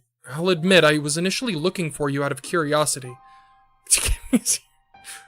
But it's clear to me now that there's something far bigger at play. Tell me, what are these rounders? With a heavy and resigned sigh, the girl acquiesced to Akechi's desperate request for information. Agents of CERN. With Rintaro Okabe incapacitated, they've started to make their move. Akechi's mind began to race upon hearing that familiar name. Could this just be a coincidence? He found the very idea to be absurd. What happened to Rintaro Okabe? There were a myriad questions he wanted to ask, but in the end, that's the one that escaped him. His mind collapsed. After Mayuri Shina was killed, I'm guessing he became dependent on their lab's so-called time leap machine. Teeter explained, her tone flat and devoid of emotion. Wait, Mayuri Shina is dead? That certainly wasn't something he expected to hear. Makoto and the others had just spoken to her the day prior, after all. And what do you mean, time leap? Rintaro Okabe and his allies have developed a device capable of sending a person's memories up to 48 hours into the past. He probably tried and failed to use it to save Mayuri Shina. It seems likely that her death is a point of convergence within this attractor field. However, the human brain can only hold so much information. If one were to use the machine continuously, the mind will eventually break. I see. If these leaps only occur from the perspective of the leaper, any effects from cumulative use would appear from the outside to happen at once as the result of only one. While skeptical at first, he was beginning to see how the larger picture connected, particularly regarding Okabe's sudden change in cognition. If he were in fact repeatedly sending his memories to the past, any cumulative experience throughout that looped period of time would naturally change his cognition, and it would certainly appear to happen instantaneously from an outside perspective. As for the equally sudden disappearance of his palace, this too would be explained by the mental collapse Teeter had mentioned. As surprising as it seemed, her explanation so far was completely consistent with the facts as Akechi understood them. Right. My mission was to enlist the help of the one man who could escape the convergence of CERN's rule and reach a future free of their dystopia. Wow, this music is actually kind of appropriate. Akechi heard a tiny spark of passion in her voice as she spoke these words. However, it vanished as quickly as it appeared. But I failed. I couldn't reach him, and now it's all over. Initially worried that Teeter might end up being a dead end, an entirely new worry began to form in Akechi's mind. What if what she was saying was true? Pushing that fear aside, he turned his attention to the most pressing issue at hand. You said these rounders are agents of CERN, right? Why would they be after me? Rintaro Okabe's fall was the trigger. Now that their operation has begun, the rounders will find anyone CERN has deemed a possible threat to their rule, and either eliminate them or use them. It was then that a grim realization dawned upon Akechi. What if he wasn't the only one being pursued? He hadn't checked his phone since heading to Akihabara, so he quickly opened his messaging app to find the Phantom Thieves group chat flooded with panicked messages. Apparently, the Sakura residence had been ransacked, and Futaba herself had gone missing. Ren and Morgana were also unable to be contacted, it seemed. His blood ran cold, his mind racing for solutions. Wait, you said you failed to convince Okabe to help you, but couldn't you use this time leap machine to try again? Theoretically, I could. The program it runs is basically a predecessor to the machine I came here in, after all. Difference is, that machine works by sending memory data to the past in the form of a phone call. Your past self needs to answer the call to complete the process. With that, Teeter gave a dry, bitter chuckle and continued. I lost my phone a little over 2 days ago, just outside the maximum range. It's like a bad joke, right? Like the world itself is mocking me. Hell, even if I could, I don't know what I would do differently. It was like trying to reason with a dead man. Silence hung in the air for a moment as Akechi thought back on everything he knew. Rintaro Okabe did in fact have a palace. Could that be why he was unable to be reasoned with? If that was the case, with the single possibility at the forefront of his mind, Akechi made a decision. What if I go? For the first time, Teeter lifted her head and looked him in the eyes. What? What if I were to use the time leap machine? Akechi repeated himself with clarity. But why would you... The truth is, I think my friends and I may be able to help you break through to Okabe.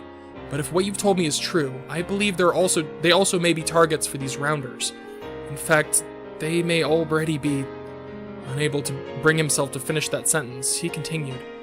In any case, I can't leave things as they are. I won't. You're truly the worst today. Twitch is being a real dick today, it's true.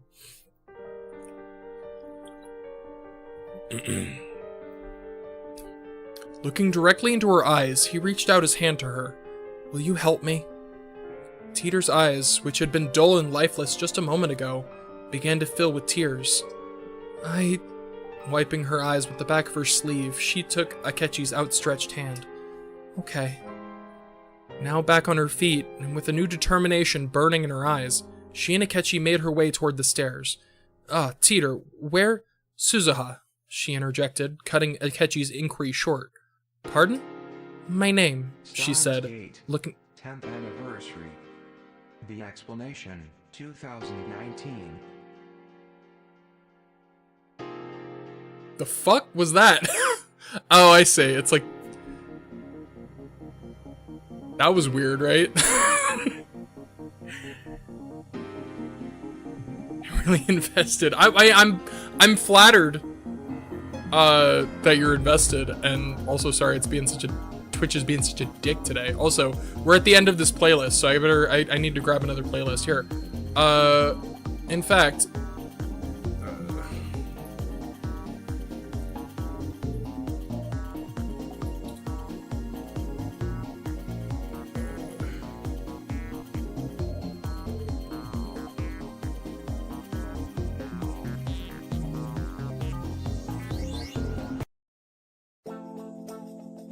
I'll put on some, like, Persona music now. Because, you know, that's not a good one, though, for now. You know, it's been all Steins Gate, which, don't get me wrong, it's good shit. But... we need...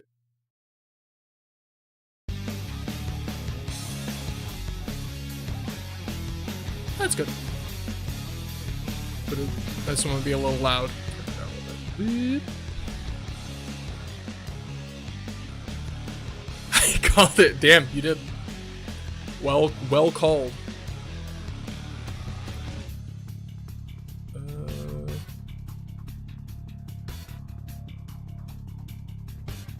Just Twitch made me behind. Oh no. Solid minute behind. Okay, so yeah. Okay. I'll give you a second to catch up. Okay, there we go. Everybody's all caught up. To reload the stream. Fair enough. I'm glad it worked. It makes me happy you're invested. It makes me happy people are liking this. This cringe-ass cringeness. We caught up yet? Alright, I will continue while you're here. Making their way through the city, Suzuha suddenly stopped, looking at a building near the end of the street. That's it. Going through the front door is too risky right now, but we should be able to sneak through the window in the back from the other building, she said. Akechi nodded, and they headed around to the back. Following her lead, they arrived at the second floor of the Ohiyama building, or as she called it, the Future Gadget Laboratory. Looking around, Akechi noticed the room was a mess.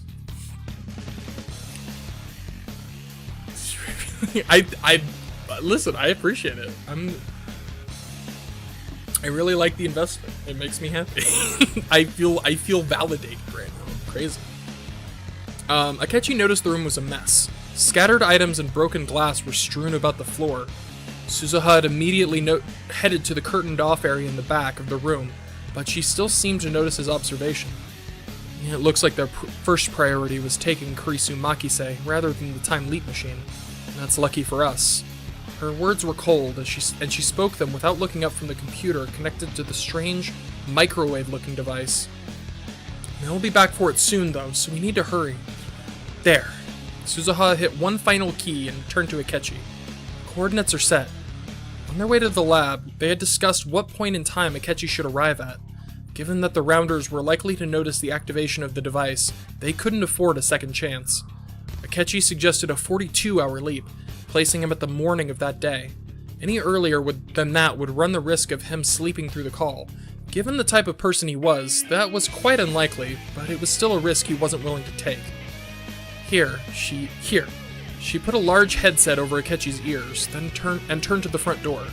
Everything's ready. All you need to do now is power on the machine and hit the enter key on my signal, okay? Wait, where are you going? There's one last thing I need to do before it will work, but it's definitely going to draw attention. Don't wait for me. When you hear my signal, go. Suzuha didn't wait for a response. She quickly made her way out of the lab's front door, leaving Akechi in silence. A moment later, it sounded like a gunshot. I don't know what the fucking visual cues. It sounded like a gunshot, followed by the raising of a shutter. Did she just break into the shop downstairs? Now! Just as he was wondering that, he heard her muffled voice shout from below, and quickly powered on the machine.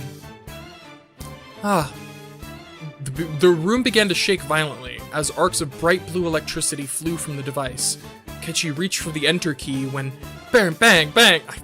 I'm terrible with sound effects. More gunfire. Was that also Suzuha? Or was it... Worried, Akechi reached for the gear on his head to go and check, when the door burst open. There's no time! Go! Pew pew. Exactly, pew pew.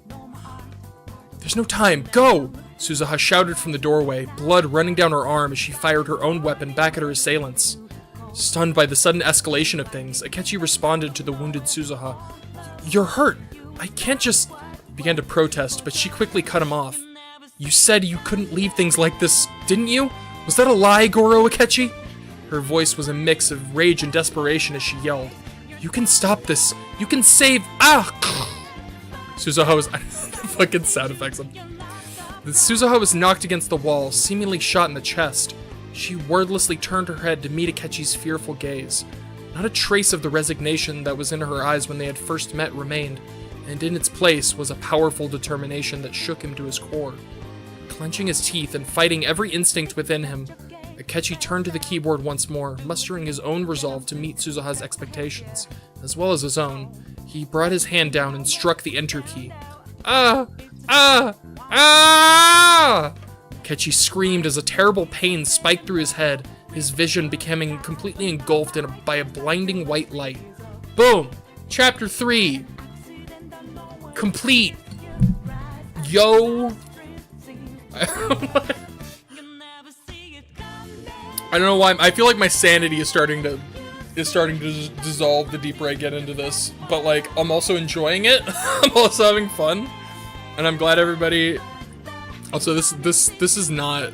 I feel like this song is not like it's great. Don't get me wrong, I love it, but it's not thematically appropriate for you know, this particular.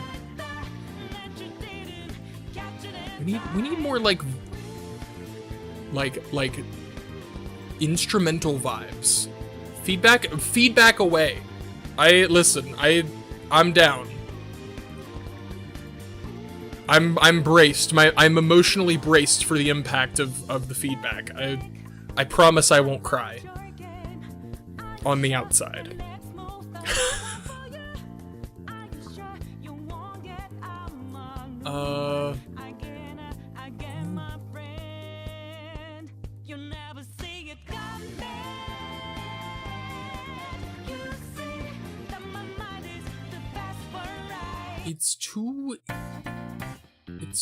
It's too positive. I need some like I mean, honestly, I'm considering going back to the Steins Gate soundtrack. I don't know. This one? Scramble soundtrack. That was a good game. Yeah, we'll just let this one rock. Why not? Heck it. Did Twitch crash again?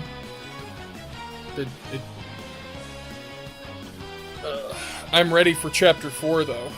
I'm ready to, but I also want to make sure. Is everybody still here? Is everybody lagging? Is it lagging again? I feel like it's probably lagging again. Let me see a tuturu if you're if you're here and present.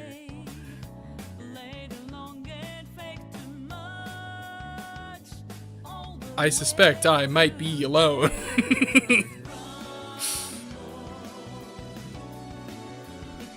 Oh, here we go. Okay. Oh, wow. No, you're just typing up a novella. I appreciate it, though.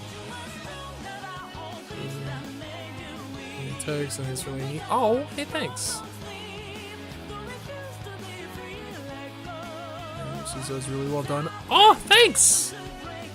I'm glad you probably can hang its head a bit. These palaces or anything like that. I mean, I that's fair. I feel like it would be very difficult for me to like fully yeah, understandably, like I think that's just like a consequence of like the whole that's like the trade-off, right? It's like the positive of the whole fanfiction thing is it's like, you know, it makes it easier to write the characters because they're already fleshed out. But then the like the trade-off is that yeah, it's hard to like understand it from scratch, you know? Writing a mega message. Twitch doesn't want it. Twitch is trying to bury this story. The world line heist must be revealed.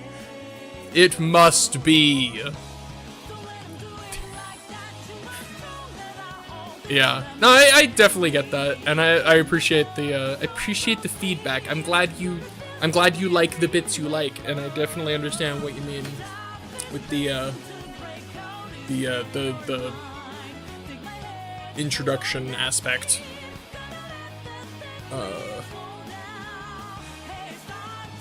But okay, everybody's here though, so that's at least there's that. I'm gonna go straight into chapter 4. Chapter 4 time. Are you ready for the next cringe ass chapter title? Introduce more, if that makes sense. I mean, I suppose I'll keep that in mind for a potential, if I ever write another one of these for like different series. I did have different, did have some ideas. That's the thing, I'm bad. I feel like I'm also just really bad at the whole introduction-y thing. My brain just...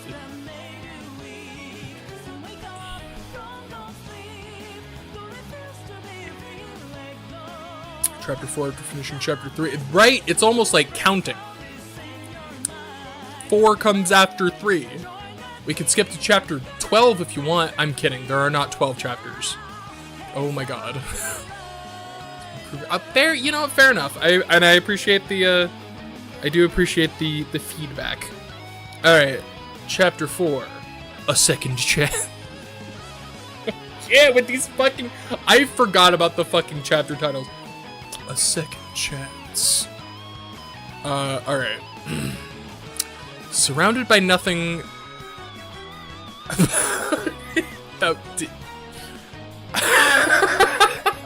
My god.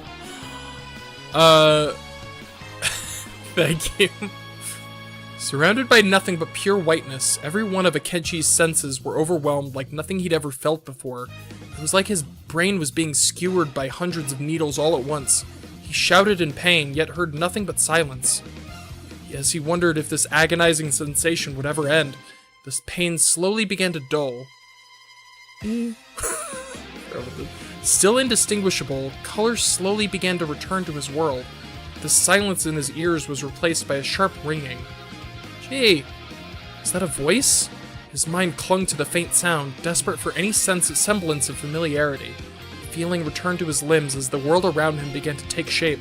Hey, Akechi! This guy made me laugh. I do laugh a lot. I'm a nervous laugher. That's what I do whenever, like, I don't know what else to say, or, like, I'm, like, trying to think of... whenever I'm trying to, like, think of what to say next, I laugh. It's a stall tactic. I don't know why I'm revealing this, like, I'm blowing my own cover, but that's what that is. Some death joke in chapter 4. 4 in Japanese to say where's death. True! Keikaku also means plan. That is also true. That is... Shit, damn it, I should have. No, I'm just kidding. I should have made a cringe-ass death joke. No, it's the opposite of death. It's second chance at life. Alright, finally snapping back to reality, Akechi realized he was kneeling on the floor, his body covered in a cold sweat. Trying his best to catch his breath, he looked around, recognizing a familiar face. Sakura? Thank God, you really freaked me out. What the heck was that about? While her tone was initially accusatory, it quickly softened as it was clear she was incredibly worried about his state. It's true. It's never been a secret. But it should be. No, it shouldn't. I don't know. Are you all right now? Do you want me to ask Ren to call his doctor friend to check on you? Even after regaining his faculties, Akechi's head still felt like a jumbled mess. Just now, I was looking into that request, right? No, what I was just doing was... That moment, Suzuha Amane's face burst into his mind, providing a solemn reminder of everything that had just occurred, or rather, had yet to occur. Immediately checking the date and time on his phone, he confirmed that the time leap was a success. Still feeling a bit weak, he managed to rise to his feet and looked to Futaba. Sakura, listen. The request subject is named Rintaro Okabe. He has a palace in Akihabara. I need you to tell the others to meet there near the crashed satellite after school, he implored, quickly making his way to the Sakura residence's front door in a hurry. Wait, what? I don't understand. What's going on? Naturally baffled, Futaba asked for clarification. I'm sorry, there's no time. I promise I'll explain once everyone is gathered. Please. With no time to waste, Akechi put his faith in her to gather the others and dashed out the door. On his way, Akechi used the meta-nav to ascertain the status of Rintaro Okabe's palace. As he had hoped, it was confirmed immediately. Out of breath from his rush, Akechi looked ahead and saw his destination just before him, the Bronze-Tube workshop. As he nervously stepped forward and opened the door, "Wow, a customer?" Familiar voice stopped him in his tracks. "Sup? Oh, welcome?" Stepping around a large pile of CRT televisions, he saw the source of the voice and the very girl he had come to see. "Sorry, but the owner just stepped out. If you got a question or something, you'll have to wait until he gets back," she said, scratching her head awkwardly. "Actually, I'm here because I need to talk to you, Suzuha Amane. Or rather, John Teeter." His voice was low, but his words were clear and concise. The moment she heard them, the jovial expression she had been wearing up until now had vanished in an instant, replaced with a deathly piercing glare. I disagree, but understandable. "Who sent you?" she asked. Akechi couldn't help but find her question a bit morbidly amusing, and answered it honestly. "You did," he replied, met with a look of concealed surprise. Regardless, he continued. 2 days from now, I used the device upstairs to come back here, with your assistance. The plan was to give you another chance to reach Rintaro Okabe before he's lost for good." "What? You used the time leap machine?" she asked incredulously. "Wait, another chance? Are you saying—" "That's right. I'm sorry, but your mission was a failure." While he felt bad telling her this so bluntly, he felt it necessary to make clear the sheer gravity of his presence here. "Murder you. Hey, thanks! Man, that means a lot that I'm on the do not murder list." Hell yeah. No, that can't be true. Her gaze fell to the floor for a moment before looking up at Akechi once more with a sharp glare.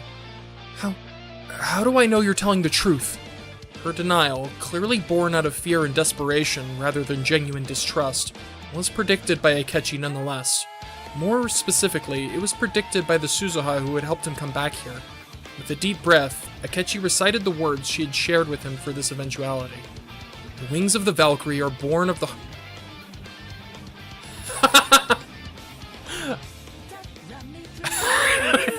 My god. Yes.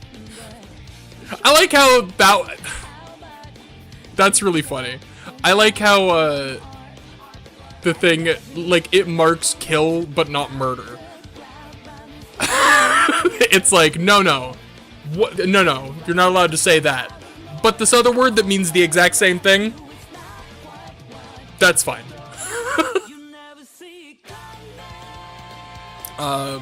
The wings of the Valkyrie are born of the hearts of those who fight for a brighter future, a future of true freedom. As he expected, Suzuha's eyes widened in shock upon hearing these words.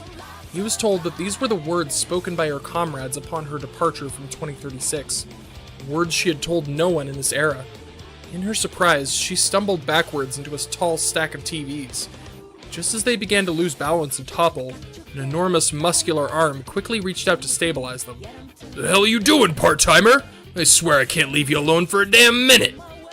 Wondering if this was the owner Suzuha had mentioned, Akechi looked back over to her to see if she was alright. To his surprise, she was now looking up, wearing the same jovial expression she had been when he first arrived. "Sorry about that, boss. I kinda missed breakfast today. I guess it's catching up to me," she said, giving an awkward chuckle as she climbed back to her feet. "Oh yeah, some real important business came up, so I'm gonna need to take the rest of the day off. Pretty please?"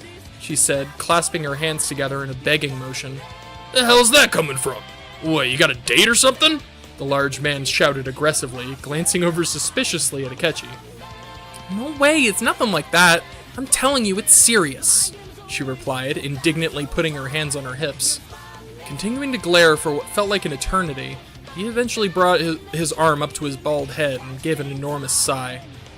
"Fine, but I'm docking your pay big time. Consider yourself lucky I ain't kicking your ass to the damn curb." "Thanks, boss. You're the best," Suzuha proclaimed with an enormous grin. Pumping her fist in the air, she turned and began to walk to the door. As she passed Akechi, her face once again dropped its cheerful facade, and she lowered her voice so only he could hear. "Let's go." As they walked through the city, Akechi explained everything that had occurred before his leap to Suzuha, including several relevant details regarding the Phantom Thieves in the metaverse. She acts like her dad. I mean, kinda? He's a nosy boss man, it's true. He felt guilty sharing these things without first consulting the others, but given how slim his time frame was, he wanted to get as far ahead of the information curve as he possibly could. Suzuha listened with a serious expression, asking many questions regarding this other world he spoke of. Upon finishing his explanation, he decided to ask a question of his own. "You, or rather the Amane I met before my leap, mentioned that Sheena's death was likely a point of convergence within this attractor field, thus preventing Okabe from saving her, even with repeated attempts via time leap. There wasn't time to ask before, but I would like to know more about these attractor fields and convergence, if you don't mind." "Well, I mentioned online that, as Teeter, that the many worlds interpretation holds true." Nosy boss man is Igor, also true. Literally nosy. The nosiest boss man. But that isn't entirely correct. In truth, there are an infinite number of theoretical world lines, but only one can exist at any given time. If history has changed, the current world line diverges to one that is consistent with the altered event, she explained. However, similar world lines are clustered within their respective attractor fields. Oh god, I'm burping. Attempting to change certain events within this attractor field results in convergence, wherein even if the event itself is changed, the result ultimately remains the same. In effect, this phenomenon can seem like concepts such as fate or destiny. I see. So in the case of Sheena, even if the specific event that led to her death be changed, convergence would result in her dying by some other means, correct? How cruel. He briefly considered how painful it must feel to be faced with such an eventuality. As he pondered this, he realized a potential issue with this explanation. Wait, if it's as you say, then any convergent results simply cannot be changed. So how exactly can Rintaro Okabe prevent CERN's dystopia if that's also a matter of convergence? Suzuha was silent for a moment before answering. Tad's notes didn't mention the specific mechanism by which he could do so, just that he's the only one capable of escaping this particular attractor field, although it almost certainly has to do with his unique ability. Ability? That wasn't something Akechi expected here. Normally in the event of any worldline shift, memories are rewritten to be consistent with the new history. This is universal, or rather it should be. Rintaro Okabe, however, can somehow clearly retain the memories of previous world lines.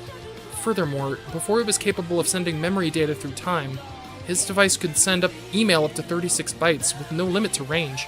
He called them D-mails, and it seems they're capable of causing world-wide divergence, though to what extent I'm still not sure. Hold on, I've heard the term D-mail before, Akechi said, pulling out his phone to show Suzuha the message he had received. This formatting. Yeah, this definitely looks like it. Do you recognize the sender? She asked, met with a shake of the head in response. I see. Well, considering it's the reason you're here now, I guess I should be grateful to whoever sent it. That's true, I suppose. As for Okabe's memory retention between world lines, you called it a unique ability. I take it such a thing is impossible for others. Well, supposedly the memories of prior world lines can vaguely exist within anyone, and can manifest as phenomena such as deja vu, or even something as simple as dreams, but never to the extent that Rintaro Okabe displays. Interesting. That would certainly explain his importance to your mission. Kechi gave a nod as the duo approached their destination. Still, her last statement concerned him greatly. Dreams, huh? He muttered under his breath. Just as he began to get lost in that thought, he and Suzuha were approached by the group that had gathered nearby. Ah, there you are, Akechi. Wait, who's that? Makoto was the first to speak up from the assembled Phantom Thieves. Sorry, but I think it would be easier to explain inside. Mane, do you mind? Kechi looked to Suzuha, who for some reason seemed to be taken aback by the group that had appeared before her, but quickly regained her composure. With a beckoning gesture, she guided everyone inside the building using a route that wouldn't draw unwanted attention. Upon entering the devastated conference room on the 8th floor, there was a collective gasp of surprise. Finally, Akechi divulged everything he knew to his fellow Phantom Thieves. The silence was palpable as he finished his story, and Akechi's heart caught in his throat as he worried if the others would even believe what he had told them. The first to speak was Ren, who had a surprisingly grounded tone. So, our deadline is less than 2 days from now. That's definitely the shortest one yet. His response caught Akechi off guard, which was hardly a first, but Ren wasn't the only one to speak up. If that's the case, it truly is quite concerning, Yusuke interjected. Aside from the deadline itself, such a minuscule time frame presents a very serious issue even in the possibility of our success. After all, a change of heart can take time to fully manifest. Very true. I'll admit that period of time is something that worries me as well, Akechi responded, relieved by his ally's faith in his words. That said, Amane mentioned something before my own leap that may pertain to this issue. Oh, what's that? Suzuha said. Rintaro Okabe's fall was the trigger, referring to his mental collapse upon time leaping, he explained. If we can steal his treasure before then, even just the immediate effects may be enough to prevent that particular leap and subsequent collapse. This may, in turn, at the very least delay the Rounder's operation. That's a lot of maze, An pointed out. Does that mean that even if we pull this off perfectly, there's still only a chance it'll do any good? That's correct. And given this is all speculation on my part, I couldn't even tell you it's a likely chance, Akechi replied solemnly. But if we do nothing, we're screwed no matter what, right? If we got nothing to lose, then I say we give it all we got, Ryuji shouted. If we got nothing to lose, then I say we give it all we got. I agree. If we simply stand idle at the possibility of failure, we would bring shame to the Phantom Thieves' name, Haru added, nodding emphatically. Suzuha, despite the gravity of the situation, gave a small chuckle as she listened to the others' banter. Miss Amane, correct? What's up? Makoto asked, noticing her change in attitude. Suzuha glanced over at her with a faint smile. It's nothing. I'm just surprised how similar you are. Similar, you say? Apologies, but have we met before? Yusuke asked politely. I've certainly met most of you, though before is probably a poor choice of words, she answered with a sudden nostalgic smile. We actually fought together in my time as part of the resistance group that my father started. Although, based on what Goro Akechi has told me about you all, it doesn't seem all that surprising. You've been fighting for a better future this whole time in your own way, after all. Still, it's a bit of a trip, to be honest. She seemed to reminisce for a moment before slapping her cheeks to regain focus. Right. Anyways, from what I understand, this distortion keyword is all you need to break through to Rintaro Okabe's heart, correct? Precisely. Since you're the only one here who's communicated with him directly, do you have any suggestions? Morgana asked. Suzuha's face took a quizzical expression as she glanced over to him. You're Ren Amamiya, correct? Is there a reason you have a cat with you? I'm not a... right. Conversation was flowing so naturally, I forgot she can't understand me, Morgana uttered frustratedly. Don't worry about the kitty for now. More importantly, do you have any ideas what his distortion could be? Futaba asked in Morgana's place. Clearly unsatisfied with this answer, Suzuha gave a small sigh before speaking. Unfortunately, my recent interactions with Rintaro Okabe thus far have been nothing less than infuriating. That being said, I did manage to learn that before becoming completely despondent, he did speak to one person other than Mayuri Shina. Who was that? Akechi asked. Kurisu Makise, she replied coldly. It seems she managed to corner him and demand an explanation. As for what was said, another lab member, Itaru Hashida, overheard them talking around the time he likely would have arrived from his own time leap. Apparently, it was something along the lines of, I can't make any more sacrifices. I won't. No matter how cursed this wasteland of a world line may be, I just can't do it. Destination confirmed. Beginning navigation. Surprising everyone, an artificial voice sounded from Ren's phone, which he had opened to the metanav app since arriving. The world around them began to warp and twist as reality faded away, being replaced by the world of Rintaro Okabe's cognition. Suzuha's eyes widened as she looked around her, the faces of her new comrades now concealed by bizarrely unique masks, coupled with equally bizarre attire. However, the most shocking thing before her was... Judging by your reaction, I take it he didn't have time to explain this aspect of the metaverse, Mona said, now in his bipedal Phantom Thief form. He turned to Crow and continued. I mean, you could have at least told her about me, right? Forgive me, Mona. I admit my explanation was a bit rushed, so some details did end up being omitted for brevity, he responded apologetically.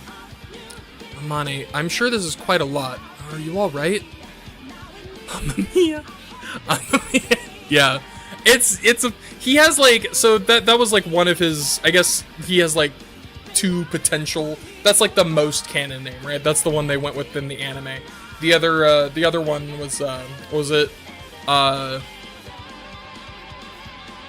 It was Akira Kurusu, which I could have gone with, but that's a little too close to Kurisu, which would have gotten confusing. Also, it was cold when I started streaming. Now I'm sweating. Probably because I'm wearing two shirts. Because it was cold. Anyways. Before she could answer, Noir spoke up. Hold on, doesn't something feel off? She asked, like it's quieter somehow. Despite having clearly entered the metaverse, as indicated by their Phantom Thief attire, the room they stood in was surprisingly undistorted. The others listened carefully to confirm the silence she spoke of. It was true, the usual chatter and bustling of Akihabara from below was completely absent. They moved closer to the collapsed window to get They moved closer to the collapsed wall nearby to get a look outside. I mean, one shirt is one thing, I suppose, but I honestly, I'm like, again, it's face sweat, not like, I don't think that would help necessarily. It might, I don't know. Whoa. While Suzuha was the only one to vocalize her surprise, it was clearly shared by the others as they stared out over the city. The sight before them truly was that of a wasteland. Many buildings were fully collapsed, with those still standing only just barely.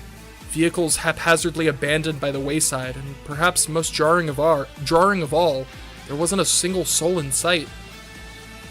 With the metaverse now staring her in the face, Suzuha took a deep breath and turned to Crow, answering his previous question.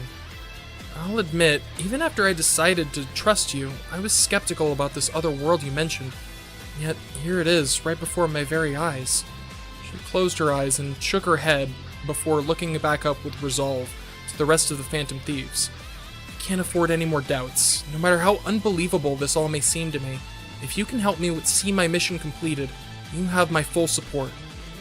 Perfect. With that settled, I can sense the treasure from that way, Mona exclaimed, drawing the others' attention. Come on, didn't you say that we don't have time to waste, Crow? Right. Let's go, everyone. While the others were initially apprehensive about Suzuha accompanying them within the metaverse despite her lack of a persona, she had made it clear that she refused to stay behind. In the end, it was decided that her interactions with Rintaro Okabe may prove useful within his palace, so they made their way in the direction of the treasure together. As they drove through the shattered ruins of Okabe's cognitive Akihabara, Panther spoke up. Oh yeah, even if she's not a member of the Phantom Thieves, we're still gonna be going through a palace together, right? Don't you guys think she should have one? A fair point, Fox responded. It would certainly be a bit awkward were she the only one without. Wait, one what? Suzuha asked. A codename, of course, Noir answered excitedly. Codename? Now that you mention it, you were called Crow earlier, right? She said, looking over to him. Everyone then took turns introducing themselves by codename. The task now was to find one suitable for Suzuha. Well, for most of us it's just based on the outfit, so for you, I guess something like jersey or maybe braids?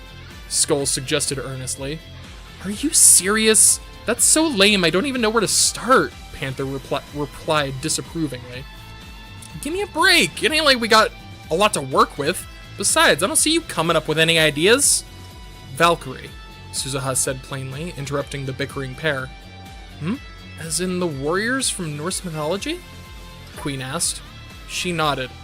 It was the name of the resistance group my father founded. I don't think it would be an exaggeration to say that it was the defining factor in making me who I am today. The others looked at each other approvingly upon hearing her reasoning. And then it's settled. From here on out, you'll be Valkyrie, Noir confirmed with a big smile. With that, Oracle brought up a new topic. Yeah, speaking of that group, you said earlier that most of us were a part of it, but not all of us? 6-year-old texted. To be fair, she didn't pick that, so.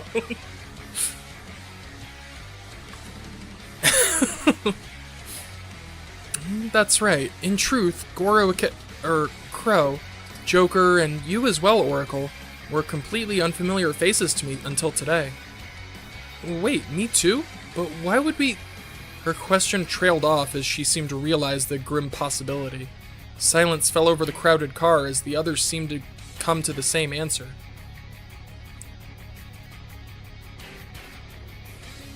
With constant lag. Fair enough. That's understandable. I'll see you later. I'll see you Monday maybe? Have a wonderful day. Thanks for watching so far. Thanks for enjoying. Yeah, no worries. No worries at all. But thanks for enjoying my cringe-ass fanfiction thus far, and I'll probably upload this on YouTube just for funsies. Starman got it. It was indeed. Alright, see you Monday. Have a wonderful day, night. It's night. You British. Nighttime. Have a good night. Bye. Oh god, where was I? There it is. Well, hey, it looks like this place being so empty worked out for us, right? I mean, we haven't seen a single enemy yet. Panther's poorly veiled attempt to change the subject seemed to do the trick regardless. That's a good point. Hey, Oracle, are you picking up any shadows at all? Mona asked. Not really. The only readings I'm getting are the treasure and what looks like the palace ruler near it, she replied, tapping away at her laptop keyboard. Wait a second. What the heck is... Ah! And Oracle was interrupted by the sound of a gunshot, followed by a cry of pain from Mona. Everyone immediately looked out the window in the direction of the sound, only to see a single individual pursuing on motorcycle. While their face was concealed by the pitch-black helmet they wore, their form-fitting bodysuit betrayed an incredibly feminine figure. They raised their gun once more and began to open fire. The ear-splitting sound of metal striking metal filled the air, coupled by Mona's pained voice. Twitch, oh my god, Twitch! Quit being a bitch, Twitch! Get your shit together. Twitch ass Twitch.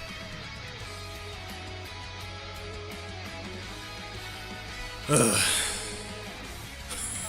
Twitch ass Twitch.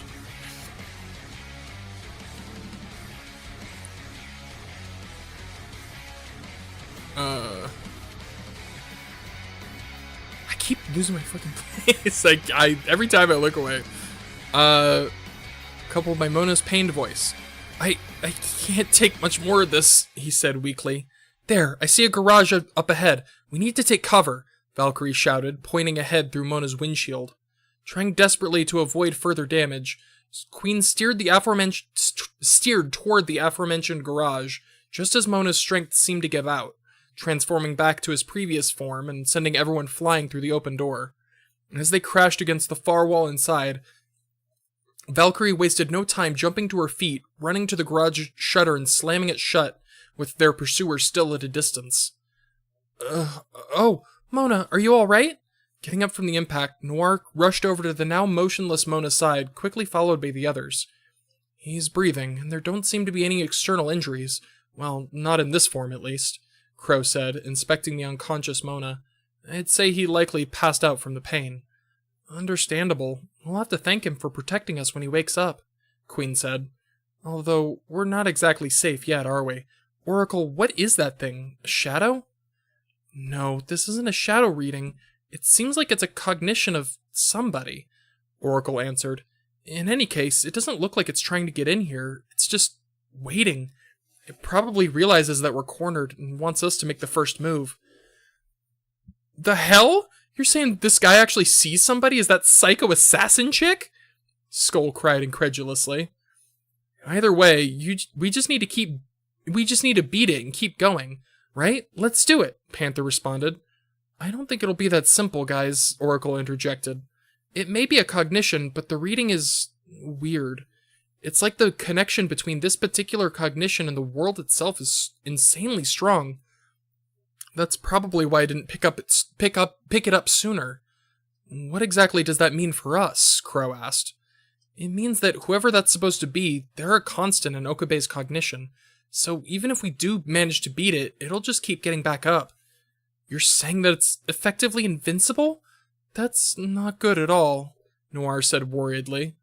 As they began to discuss their next move, they heard the roar of an engine from deeper within. Looking over in surprise, they saw Valkyrie, who had found an abandoned motorcycle in the ruins of this garage and managed to start it up. The loud sound had stirred Mona as well, who was quickly caught up on the situation. Finally, Valkyrie laid out her plan. I'll draw the enemy's attention away from here, allowing the rest of you to make your way to the destination. Once I lose them, I'll rendezvous with the rest of you. Her recklessly straightforward idea was unexpected to say the least. You're planning to go alone? That's suicide, Fox objected. I'm open to other ideas, but right now this is our best chance to complete our mission. That's all that matters, she replied with a piercing gaze. Unfortunately, I think Valkyrie is right, Queen admitted. Oracle, will you be able to guide us to everyone once you arrive? Of course I can, but this is... Wait, us? She responded in confusion. Then it's settled, Queen continued without hesitation. Valkyrie and I will act as a diversion. Splitting the enemy's attention between the two of us should greatly improve our chances of survival. Everyone, including Valkyrie herself, was at a loss for words at Queen's sudden revision. However, despite much pushback, God, I'm losing my ability to fucking read. Despite much pushback, this new plan was eventually agreed upon. Valkyrie mounted her newly discovered vehicle and prepared herself, eyes burning with focus. Following suit, oh my god. It's not good. It's not looking good. We're only on chapter 4! There's 6! I'm gonna die. Following suit, Queen reached for her mask and with a resolved persona, summoned Johanna, ready to ride. Now! On their signal, Joker quickly pulled open the large shutter, and the pair of bikes roared as they delivered their passengers through the opening directly toward the overwhelmingly hostile presence. Oh my god, Starbane, chill. Starbane, chill.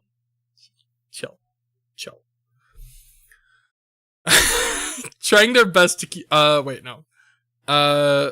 Just as planned, they were now the sole focus of this mysterious cognition, trying their best to keep their movements as unpredictable as possible to avoid the incoming fire.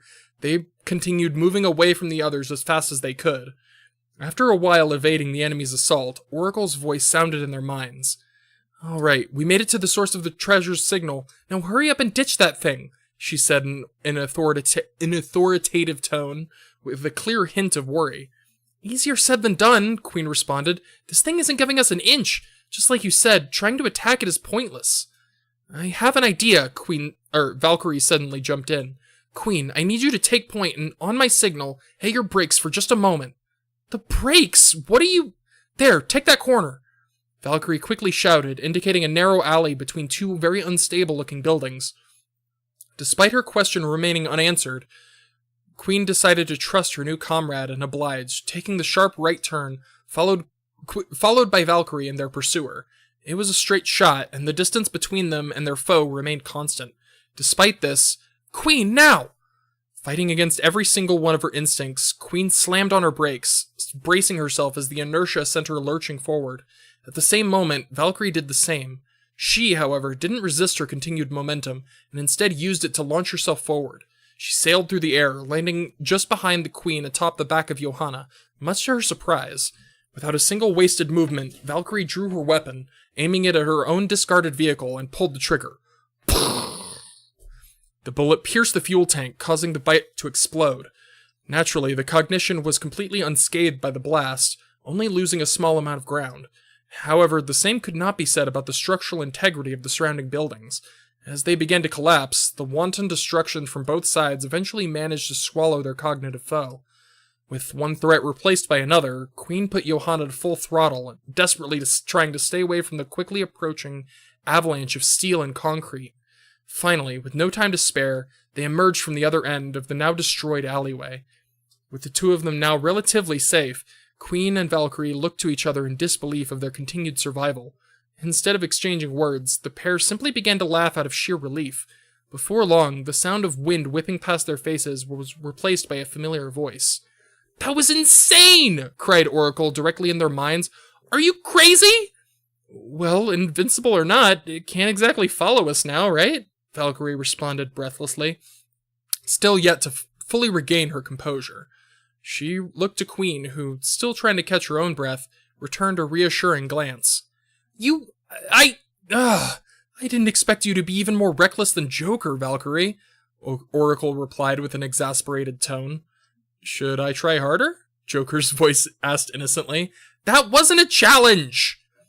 With an exhausted sigh, Oracle guided the pair to the rest of the group, who were now gathered in front of what should have been the Ohiyama building. However, much to Valkyrie's surprise, what stood before them was instead a gateway leading to what looked like an enormous tunnel. Before she could ask any questions, a loud voice began to speak from seemingly nowhere, startling everyone present. I see you've all gathered then. I take it you seek the treasure that awaits beyond the gates of sacrifice. If so, then come and claim it, along with that oh-so-feared history. With a sinister chuckle, the voice faded, leaving everyone utterly baffled. Seemingly in response to the voice's words, Crow staggered for a moment and clutched his head. Crow, are you all right? Valkyrie asked, looking to him in concern along with the others. I'm fine. It's nothing, he responded, shaking his head. We're losing time. Come on, let's move. Crow began walking forward without waiting for a response. The others, naturally still worried about their ally, cautiously followed suit, making their way toward the so-called Gates of Sacrifice. Chapter 4 complete. I can't believe I'm... Oh my god. I can't believe we're more than halfway through this, piece of literature. I use the word literature loosely. 2/3. That's true. 2/3. That is technically 2/3. Although, if we're going based on, like, actual full,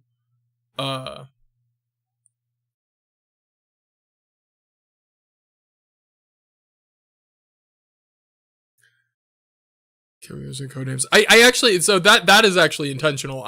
So like while they're in the metaverse, I use their code names, and then when they're in the real world, I use their real names. That was a intentional choice. I admit it might get a bit repetitive. I apologize. But that was an intentional thing. There was reasoning behind it. Was it good reasoning? I don't know. Okay, I'm going straight to fucking chapter 5 though. Let's go. I say this as if it's like something new I'm reading. Like, let's go, chapter 5. No, I wrote this fucking thing. I know. Your story. Oh my god. Say you're being judgmental without saying you're being judgmental. Okay. No, it's great. Alright. Chapter 5. Oh god, I can't. What fucking cringe ass title did I give chapter 5? Remember. Oh my god, I'm dead. I died. Death. I killed me. With the power of cringe. With the almighty cringe bullet. I am dead.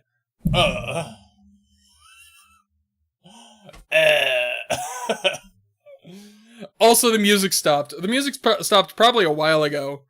I forgot. I didn't even notice it stopped. But it's quiet now. It's probably been quiet for a little bit. Give me a second to turn the music back on.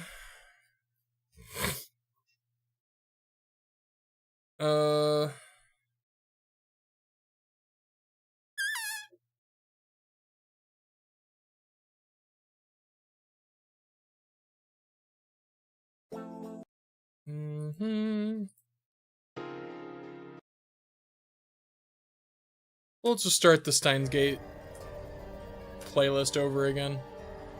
Oh my god, alright, time to read time to read chapter 5, Remembrance. Oh my god, kill me. Alright.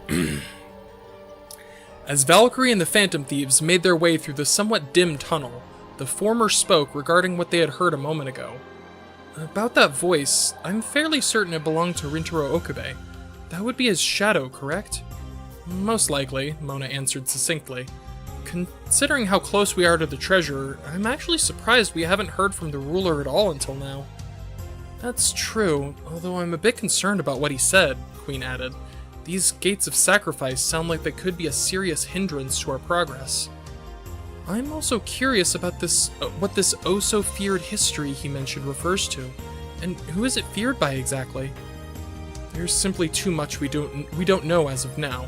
Perhaps these things will be elucidated further inward, Fox suggested. While the others continued to discuss their thoughts, Crow remained silent as he headed the group's progression. Before long, a strange sight could be seen further in. Hurrying onward, they quickly discovered what stood between them was no gate, but rather what seemed to be the shattered remains of one. Gate of family? Noir said, reading the words etched on one of the scattered fragments. It appeared the other pieces were also emblazoned with a portion of a larger image. Fortunately, the fragments were large enough to discern the whole image. It seemed to depict a young girl wearing a bright smile, lovingly embraced by a man who shared the same expression. Just as they began to question the significance of this, the voice from earlier once again spoke from nowhere. Forgive me, Labmem 007. Reunited with your beloved father, only to be torn apart once more. Such pain was born of my own ambition, this I cannot deny. Yet this sacrifice had to be made. To secure our treasure, we must press ever onward. So forgive me, Ferris, and thank you, my friend. With that, the voice vanished as suddenly as it had appeared. With his words fresh on their minds, everyone looked to each other in contemplation. Hey, Valkyrie, did any of that sound familiar to you? Panther asked. Yeah, but something's weird. I'm almost certain the Ferris he mentioned was someone else I fought alongside in 2036. I think she currently works at a maid cafe, she explained. But as far as I know, her father died when she was a child. Wait, really? But then what did he mean that they were reunited, and that they had to be torn apart to reach the treasure? I have a hypothesis. Crow spoke up for the first time since entering the area. Valkyrie, you mentioned that Rintaro Okabe has the means to cause worldline divergence, as well as the ability to retain his memories upon said divergence, correct? Yes, that's right, she responded. In that case, could he not have somehow caused a change that resulted in a worldline where her father was alive and well? He suggested, met with several looks of surprise. Yet perhaps this new worldline somehow obstructed him from his own treasure, taking the form of this gate. Upon learning this, Yo, typo! Yeah, typo, fanfiction, please come and get me! Typo! Woo woo! I'm so sorry, I've committed grave sins of the fanfiction variety. Unforgivable. He could have then reversed this change, thus tearing them apart once more, and shattering the gate that had appeared within his palace. That does logically track, I suppose, Valkyrie admitted. You came up with all that just now? As I said, it's only a hypothesis. Still, given the gate was already destroyed upon our arrival, it's clear it wasn't created to dissuade potential intruders, but rather it was something the palace ruler never intended to be in the first place, Crow concluded. Dang, I guess they call you the next Detective Prince for a reason. Still, if that's the case, that's pretty brutal, Oracle said. Something else stuck out to me as well. He called it our treasure, as if you were trying to reclaim it for her sake as well, Queen pointed out. In any case, there's likely more information further in. Let's keep moving, Crow suggested, already beginning to walk forward. Oh, yeah, Panther replied. She looked worriedly to the others, who appeared to share her concern. Since their first encounter with the palace ruler, everyone noticed that Crow had been acting somewhat odd. His tone seemed colder, and he appeared to be subtly keeping his distance from the others. As they quietly considered who would be the one to bring it up, it wasn't long before they encountered another shattered gate. It appears this one's open too, Crow said upon their arrival. Let me see, this one says Gate of Identity? The hell's that mean? Skull asked, reading a shard of the gate. The image contained on these fragments depicted an incredibly happy girl dressed in Miko garb, wearing a warm, kind smile on her face. As if on cue, the palace ruler's voice once again echoed throughout the area. Labmem 006, I cannot begin to imagine the pain I've inflicted upon you in my hubris. To gaze into your reflection and finally see the beautiful young girl you've always wished to see, only to be cast once more into that form which you so lament. But beyond that pain lies that which we seek. Rest assured this is true, my dear Lukako, and know that your sacrifice will not be in vain. Once again, the voice disappeared without warning, leaving everyone to their thoughts. The first to speak up was Valkyrie. I'm pretty sure this one is Luka Arushibara, Crow interrupted, beginning to theorize. I'm certain he mentioned being a boy, though based on what we just heard, it would seem this was not ideal. Perhaps this gate was created by shifting to a world line in which he was born female, and opened by returning to one in which his lamentable form is that of a male. Wait, how do you know Luka Arushibara? Valkyrie asked in surprise.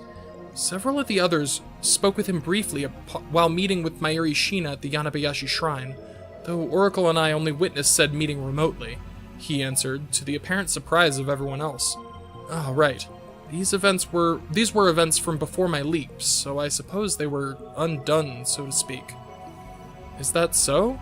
I take it this meeting was where we initially gained the details regarding this palace, Fox asked, being met with a nod from Crow. Weird. It's kinda crazy to think about things we did that we never actually did, you know? Panther said. Wait, stop! My brain's gonna burst thinking about shit like that, Skull pleaded, prompting laughter from the others, with the exception of Crow, who had already begun to continue onward. Unable to hold back her worry any longer, Valkyrie ran up to his side and voiced the concerns she shared with the others. You've been acting strangely ever since we got here, Crow. Did something happen? Her straightforward question caught him off guard as he stopped to look back at her, then back to the other Phantom Thieves who shared a worried expression. He then gave a sigh, closing his eyes for a moment, seemingly to collect his thoughts before responding with a somewhat forced-looking smile. I apologize for worrying you all. Perhaps time leaping took a bit more out of me than I thought. That's perfectly understandable. I still can't fully conceptualize such a thing. I imagine experiencing it firsthand is quite another story entirely, Fox replied. Totally, but we're teammates, right? You really should lean on us more if you need to, Panther added. Agreed, we're here for you, Crow, Joker said with a kind smile. Valkyrie couldn't help but smile as well upon witnessing this wonderful show of camaraderie. Thank you. I can't begin to tell you how much that means to me, Crow said, still wearing a somewhat conflicted look. Alright, now that the sappy shit's out of the way, let's go find that treasure, Skull exclaimed. Yes, let's get moving, everyone. Together, everyone made their way further in, continuing to discuss their experiences thus far until... Careful, guys, the treasure's just up ahead, but I can sense Okabe's shadow, too, Oracle announced. Cautiously approaching the readings, they prepared to face any possible hostility, as previous interactions with palace rulers had trained them to do so. However, what was waiting for them was anything but hostile. Before them, this music is not appropriate. This does not work, but fuck it. Before them was yet another gate. However, this one was completely intact. Depicted on it was the visage of a single woman, whose appearance was unfamiliar to Crow and the other Phantom Thieves. Valkyrie, however, narrowed her eyes angrily upon seeing this gate. "Kurisu Makise," she said in a voice so low she was nearly growling. Before the others could ask about her reaction, they heard a familiar voice. "Why are you here?" it asked in a subdued tone. While it sounded like the voice they had heard earlier, this time there was a clear origin. Everyone directed their attention to the base of the gate, where the owner of the voice appeared to be on his knees facing the gate. The bottom of his tattered lab coat spread out like a rug on the ground surrounding him. "Is that Rintaro Okabe's shadow?" asked Valkyrie, looking to the Oracle, who returned an affirming nod. "Why are you here?" the shadow asked again, the same tired inflection in his voice. Not expecting a direct confrontation already, Crow decided to answer honestly. "We're here for the treasure." Upon hearing this, the shadow turned his head slightly, revealing his piercing yellow eyes and a painfully exhausted expression. "The treasure? I'm afraid the treasure is out of even my reach. I can't go back there. I won't." "Hey guys, something feels off here," Mona pointed out. "You think so too?" Noir agreed. "The voice we heard earlier seems intent on reaching the treasure no matter what. This one just seems defeated." "Maybe, but this is definitely a shadow," Oracle confirmed. "Perhaps the voice earlier was simply an echo of his prior mental state upon opening the other gates?" Fox suggested. "But it addressed us directly at the entrance, didn't it?" Panther asked. "Regardless, we should try to get more information while we have the opportunity," Queen said, turning to the shadow. "You said the treasure is out of your reach, right? I assume you're referring to the other side of this gate, yes?"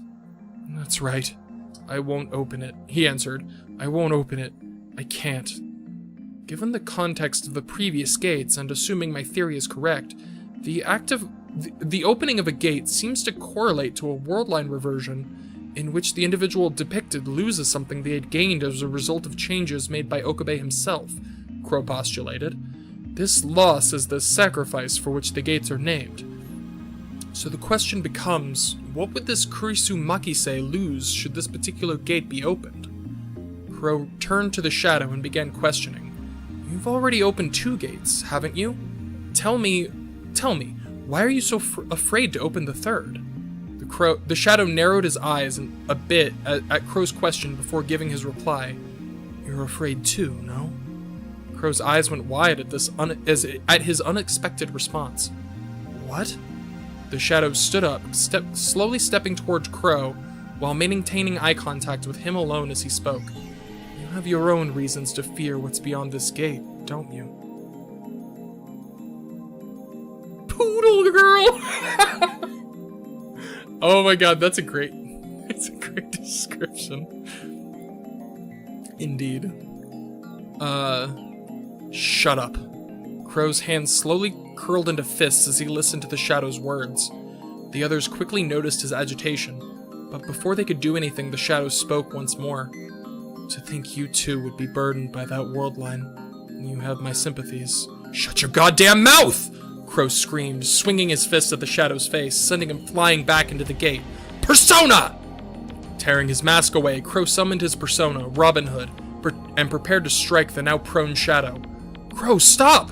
Joker's voice echoed through the tunnel as he leaped forward to place himself between the Shadow and Crow's persona to prevent this potential tragedy. Returning to his senses, Crow quickly recalled Robin Hood. His mask returned. Everyone was completely shocked by this uncharacteristically venomous outburst, but no one present was more surprised than Crow himself. He simply stood stunned, staring down at his own trembling hand, before slowly looking over at the others. I'm sorry."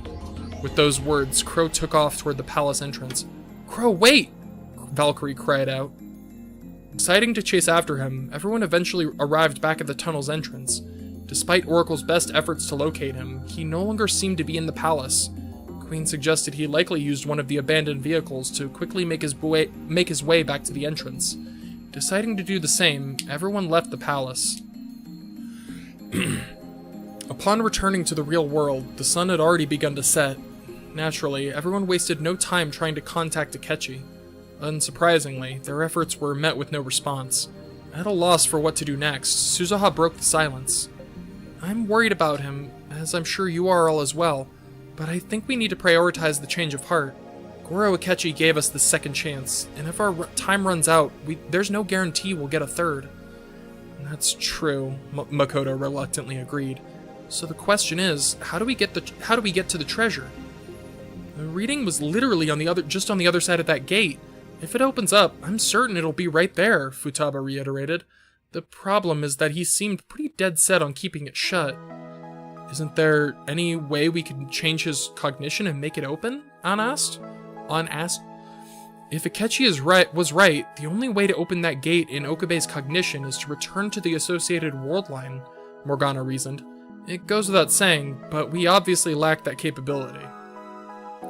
Something has just occurred to me," Yusuke said. "This palace is unique in that the ruler doesn't seem to be in direct possession of his own treasure, correct? Could we not use this fact to our advantage?" Yeah, exactly. Exactly. See, it's plot relevant, or it's like what's the word?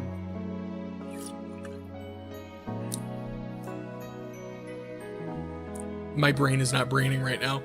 My brain is not braining so hard. Could we not use this fact to our advantage? To our advantage? Haru asked, her curiosity shared by the others. What exactly do you have in mind? A bluff, Yusuke replied. Along with our usual declaration to steal the treasure, the calling card will also suggest we've discovered an alternate route. I see. Even if Okabe's shadow is given up on reaching the treasure himself, he'll naturally still want to keep us from doing so, Makoto followed.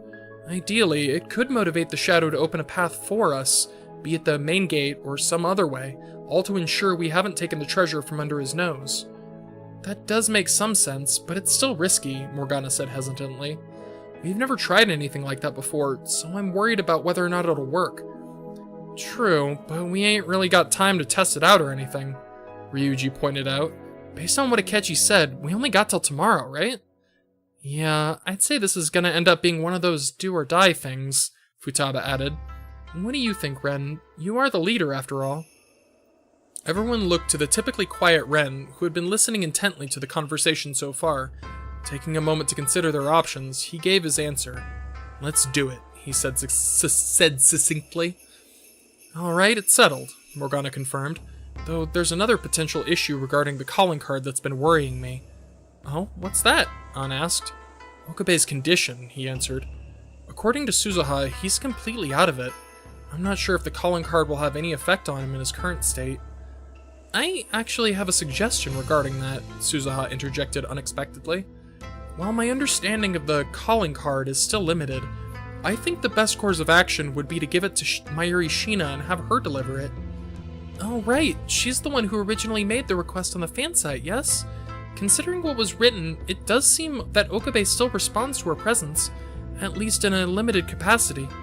I suppose that does make more sense now, given what Akechi told us, Haru said with a slightly mournful look. But how will we arrange to deliver the calling card? We don't exactly have time to explain the situation from scratch. Leave that to me, Suzuha insisted. If I leave now, I should be able to catch her at the Yanabayashi Shrine. I'll simply tell her that she'll receive something important from a black cat tomorrow at the lab, and to read the contents of it to Rintaro Okabe. The others looked at her incredulously upon hearing what she intended to tell Mayuri. You really think she'll buy that? Futaba vocalized everyone's uncertainty. It's the truth, isn't it? To be honest, Mayuri Shina she's a refreshingly simple girl, Suzuha explained with a sad smile. She may be confused at first, but when Morgana does deliver her the calling card, I have full confidence that she'll come through for us. Very well. Would it be alright if I accompany you? Yusuke asked. With this calling card, I believe phrasing will be of utmost importance. As such, I believe your counsel, and possibly Shina's as well, will likely spark the necessary inspiration for me to complete it in time. Of course, she responded. We'd better hurry, though. With a great amount of uncertainty hanging in the air, everyone headed their separate ways to prepare for tomorrow's operation. The next morning, Suzuha met with Ren in Yonganjaya, just before he headed to school in order to take Morgana with her to Okabe's lab. The plan was to have him deliver the calling card to Mayuri while everyone was at school, so they could immediately begin the infiltration afterwards. Have any of you heard from Goro Akechi? Suzuha asked before heading out. No, not yet, Ren replied with a worried shake of his head. I see. I really hope he's alright, she replied disappointedly. Well then, let's go, Morgana. With her new companion in tow, the pair bid farewell to Ren and made their way to the Ohiyama building. Once there, Suzuha knelt down to pass the finished calling card she had received from Yusuke earlier that morning to Morgana. Hey, are you sure about this? Morgana asked. I am. Given my interactions with him so far, if Rintaro Okabe sees me, he'll likely just become more emotionally defensive. That would risk making the calling card less effective, wouldn't it? Suzuha explained. That's true, but don't worry. Mayuri Shina will be expecting you. She didn't fully understand, of course, but when I told her whose sake it was for, she quite readily agreed.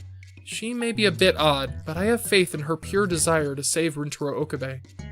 With that, Morgana gave a nod and took the calling card in his mouth, quickly making his way up to the second floor window. Within, he could see 3 people, one of which he recognized as Okabe himself based on his shadow's appearance. As for the others, one was a large and rotund man wearing a yellow hat sitting at the computer, and the other was a girl wearing a bright blue dress who appeared to be sewing something. This matched Suzuha's description of Mayuri Shina. She was sitting next to Okabe on the couch with a somewhat lonely-looking expression. Keeping his eyes on her, Morgana tapped at the glass with his paw to draw the occupant's attention. Huh? Is that a cat? Why is it trying to get in here? The first to notice him was the large man at the computer, much to Morgana's frustration. As he began to worry that he was about to be shooed away, the man's words seemed to grab the attention of Mayuri, who looked up to the window and met Morgana's gaze. Oh wow, it's really here! With those simple words, she quickly stood up and ran over to open the window and grant Morgana entry. What's up, mate? Wait, why'd you let it in? The large man asked, clearly baffled by her actions. Just then, the curtain near the back of the room opened, revealing a 4th person.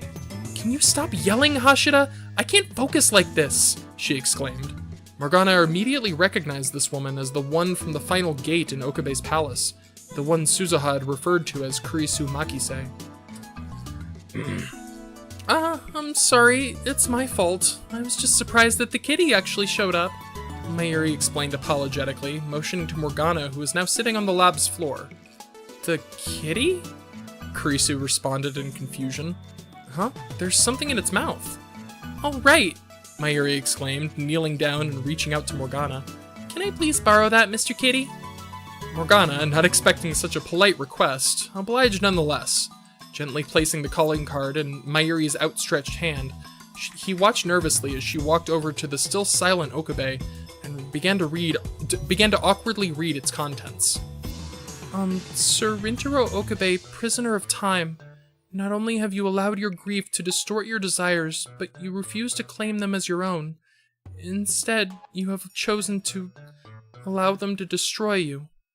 Both Kurisu and Hashira looked at Mayuri in concern as she began to tear up. Morgana, however, was more focused on Okabe's reaction, which, while subtle, was still apparent. His body had gotten more tense, and his eyes seemed more focused than they had been a moment ago. Determined, Mayuri finished reading the card. If you refuse to act, then we will. No gate can stand in our way. We will take your distorted desires without fail. From the Phantom Thieves of Hearts. Emotionally exhausted, she dropped to her knees upon finishing, the others rushing to her side to comfort her. His job completed, Morgana made his way back to the window, out of the window, and back to Suzuha's side. Did it work? She worriedly asked upon his return. I can't say for certain yet, but he definitely had a response. As for whether or not this is going to have the effect we're hoping for, that's another story. He replied. After school, everyone gathered in front of the Ohiyama building as planned.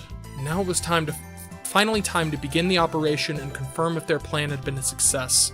Just before they entered, Makoto spoke up. This is it. Based on our intel, we only have until sundown before Okabe makes his leap and the Rounders make their move, she summarized. Also, I know how this is going to sound, Amane, but given our past experiences, there's a high likelihood the confrontation with Okabe's shadow would be unavoidable. I'm well aware how capable you are, but without a persona... I understand. I'll remain on standby outside the palace, Suzuha quickly answered. For real? I was sure you were going to be all like, I will remain here while you all put your lives on the line, or something like that. Ryuji responded incredulously, his attempted impression of Suzuha prompting a few giggles from the others. No, I fully understand the danger that world poses. More importantly, I already decided I would believe in all of you, Suzuha said. Well then, we'll be sure not to let you down, Futaba exclaimed. With that, everyone looked to Ren as he pulled out his phone to open the metanav. It's showtime, he announced boldly. Suzuha made her distance from the others as he activated the nav so as not to enter with them. As the last of them vanished seemingly into thin air, she began to make her way to her own destination, and the true reason she abstained from entering the palace with the others. Climbing these stairs for what felt like the millionth time, Suzuha entered that all too familiar 8th floor room. So, you really did come back here, she said to the figure currently slouched against the wall, just next to a particularly large piece of rubble. Quite the deduction, Akechi replied, looking up at the concerned Suzuha. I assume the others have already begun the infiltration. That's right. My question is, why aren't you with them? She replied unflinchingly. That's simple. I'm a coward. Please, just talk to me, Goro Akechi. What happened to you? She pleaded. He gave a heavy sigh, then slowly stood up to look her in the eye. If you insist. Tell me, Amane, do you know what awaits you in the world line that will result should you successfully petition Okabe to change it? His question caught her off guard, but for the sake of the answer she wanted, Suzuha gave her own. Not specifically, no. Only Rintaro Okabe can carry memories between world lines. With clarity, at least, right? His voice was colder than she had ever heard it, with a slight tinge of frustration. It was almost like listening to a different person speak. Though, in your own words, memories of prior world lines can vaguely exist within anyone, manifesting as deja vu or in the form of dreams, or in my case, nightmares. Her eyes widened at what he implied, but he continued regardless. That's all they were, just simple nightmares. Even after what you told me, I still managed to convince myself this was true. But after listening to that damned shadow, it all became crystal clear. These were no mere nightmares. They were memories. My memories. Suzuha was at a loss for words. Whatever Akechi seemed to have remembered about that world line, the world line she had staked everything to reach, was the clear cause for his distress. Are you not going to ask what I remembered? He inquired, a hint of mocking playfulness in his tone. You did come here for answers, didn't you? Her hesitant response was quickly cut off. There's no need, I'll tell you. His voice was once again flat and cold. What I remembered was hatred. Pure, all-encompassing hatred for a single man. His fists clenched as he spoke. In the name of that hatred, I swore to eliminate anyone who stood in the way of my vengeance. Especially the Phantom Thieves. He shook his head slightly before continuing.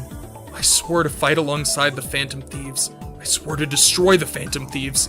My friends, they're in my way. Akechi gripped at his head in frustration. All of these are true, I know they are, but how? Why? It's like my mind is being split in two. Why the hell did I have to remember? Just who the hell am I? Unable to take any more of this display, Suzuha stepped forward and delivered a strong slap across his cheek.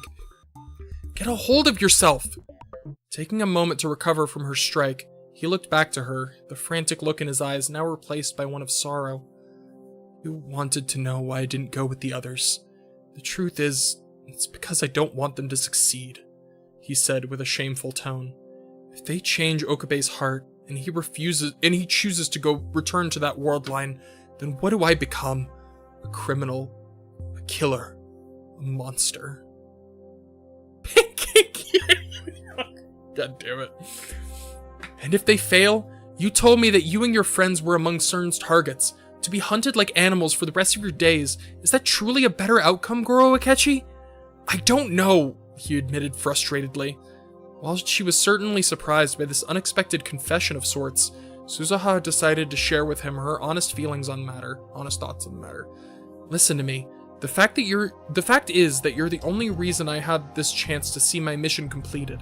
So I refuse to leave things unfinished, because whoever else you were, or whoever else you'll become, I choose to place my trust in the Goro Akechi standing before me here and now. He simply stared at her upon hearing those words, before something in his fractured mind seemed to click. To think it was that simple after all, he said with a slight chuckle. If we return to that world line, my every action is unforgivable. And yet, if I intentionally forsake everyone's future to remain in this world line, I would never forgive myself. Truly is a no-win scenario. Suzuha made to respond, but he continued before he got the chance. Akechi family. Actually, I'm pretty sure Akechi is his family name. Goro Akechi. I am not using the weeb style of naming. Or rather the inverted. Yeah. I'm pretty sure Goro is his first name. I'm like 90% sure. Yeah, because like the Persona series tends to use like or at least the English version of them tends to do the Western style of naming where it's like given name, surname, whereas the English, like the translated version of Steins Gate, uses the other, like they say family or surname, given name. Neither does fucking Majima. He's also a Goro.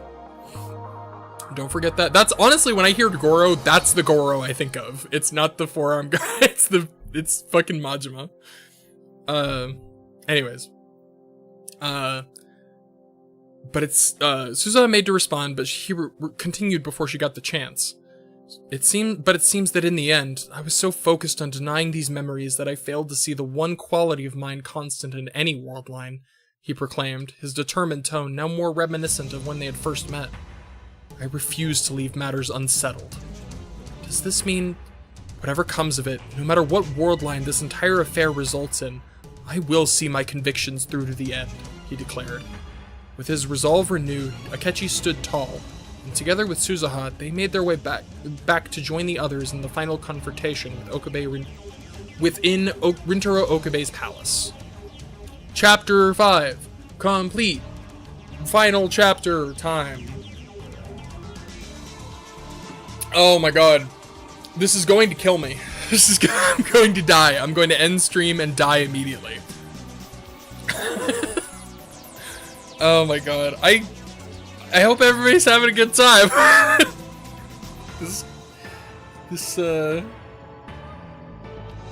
This thing I made. Alright, I'm going straight into it. Chapter 6, let's go. Final chapter, moving forward. Alright, that's pretty cringe, but not nearly as edgy as fucking Remembrance. Twitch crashed again. Thanks, Twitch. Good job, Twitch. 10 out of 10, Twitch. Would Twitch again. Woo indeed. Welcome back, Wumbo. Welcome back from the crash, the Twitch crashing.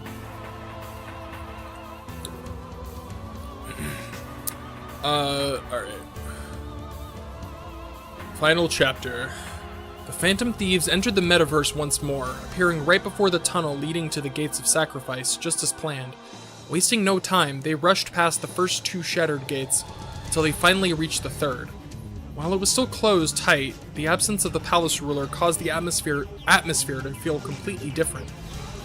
So it's still here, Mona bemoaned. The Oracle, do you see any other changes? Indeed. I'm scanning for Okabe's shadow to see if he's made any moves, but I'm not picking anything up. Where the heck did he go? She replied, annoyed. Hey, there's something written here, Queen noticed, looking toward the gate where Okabe's shadow had previously been. Oh, that's right. The other gates had names, didn't they? Noir recalled. I believe they were the Gate of Family and the Gate of Identity, respectively. In other words, it would seem that they would seem to be named after what the individual depicted upon them would sacrifice. Fox summarized. What does this one say, Queen? Queen's expression darkened as she read aloud the inscribed words. Gate of Life? Her words hung heavy as the implication of that name weighed down on the party. Before anyone could say anything about this revelation, a familiar voice rang out. That's enough. With those 2 words, the world around them began to violently shift. When the dust settled, they realized they were no longer in front of the gate, but rather the open area of the palace, in the midst of the cognitive Akihabara. Before them stood this palace's ruler, the shadow of Rintaro Okabe. His stance was slightly hunched, hands buried in the pockets of his weathered and tattered lab coat. I will only say this once. Leave, he said sternly, his glowing yellow eyes staring daggers at them. We can't do that, Panther explained. We need your help, but if things keep going like this, you're going to end up destroying yourself. And he replied, he relied. Typo, cuff me. It's over. I'm a fucking fraud. I'm a hack. Typo. I'll never recover from this. It's over. My credibility gone. Dead. Deceased. Buried. With an apathetic tone. What are you saying? How can you just accept that? Noir cried out. Whoa, hey now. Hold on. Chill. This world line is immutable. Come nightfall, Mayuri is lost. That world line is unacceptable. Upon my return, Kurisu is lost, he lamented. I refuse to make that choice, so I will remain with them as long as I can in this period of recycled time. That's all I can do. All I have left. If it should result in my demise, then so be it. To think this entire palace stems from such a cruel ultimatum, Fox said sadly. That may be true, but we can't forget what's at stake here, Mona reiterated. Right, at the end of the day, we still got a treasure to steal. Skull agreed. I'm sorry, what? Okay, that actually, I have to Google that. I've never seen that meme before. Hold on. You can't just like say something like that and not expect me to fucking have to Google it. Oh god. I'm gonna regret this, aren't I?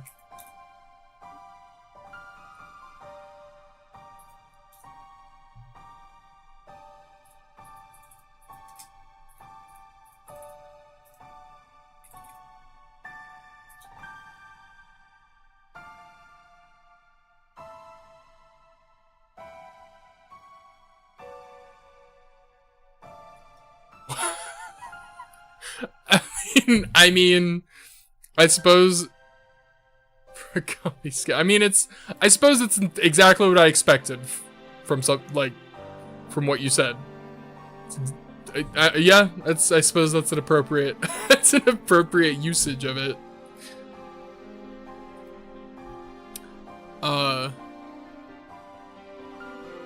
Yes, that one. I mean, I now know, I have now seen it. I've Googled it. It was not nearly as bad as I thought it was gonna be. With a name like that, are you fucking kidding me? Okay, back back to the story. Right, at the end of the day, we still got a treasure to steal, Skull agreed. The Shadow looked down disappointedly upon hearing their response. So, you still refuse to acknowledge the futility of your actions here. Swirls of black fog began to surround him as he spoke. Very well, I'll have to demonstrate it. The black masses of energy moved faster and faster as they completely engulfed Okabe's shadow in darkness. Feeling the overwhelming hostility before them, the Phantom Thieves took combat stances and prepared for a fight. Everyone get ready, Mona cried. The shadow before them continued to grow in size before the maelstrom of darkness lifted, revealing Shadow Okabe's new form. The weathered lab coat he wore now towered above them. The form within, while still vaguely human-shaped, appeared akin to an empty void, reminiscent of a black hole. His face, too, was concealed by darkened shadows, his expression only readable by the bright yellow eyes that stared out from within. Finally, and most notably, a series of iron chains extended from his wrists and neck, leading up to a massive clock face floating above. Tensions were high as the Shadow's new form, almost phantasmal in appearance, it looked down on them with eyes radiating a sorrowful malice. Let's do this, Skull yelled out, breaking the silence and charging forward, pulling away his mask. Captain Kidd! With a mighty battle cry, he summoned his persona, firing a powerful blast of lightning at the looming Shadow. Turning toward his aggressor, the Shadow's coat opened slightly, with Skull's attack seemingly vanishing into the emptiness contained within. The hell? Didn't work! Skull shouted in surprise. Bosti. Oh yeah, you know what? Actually, hold on. That actually, this one is appropriate.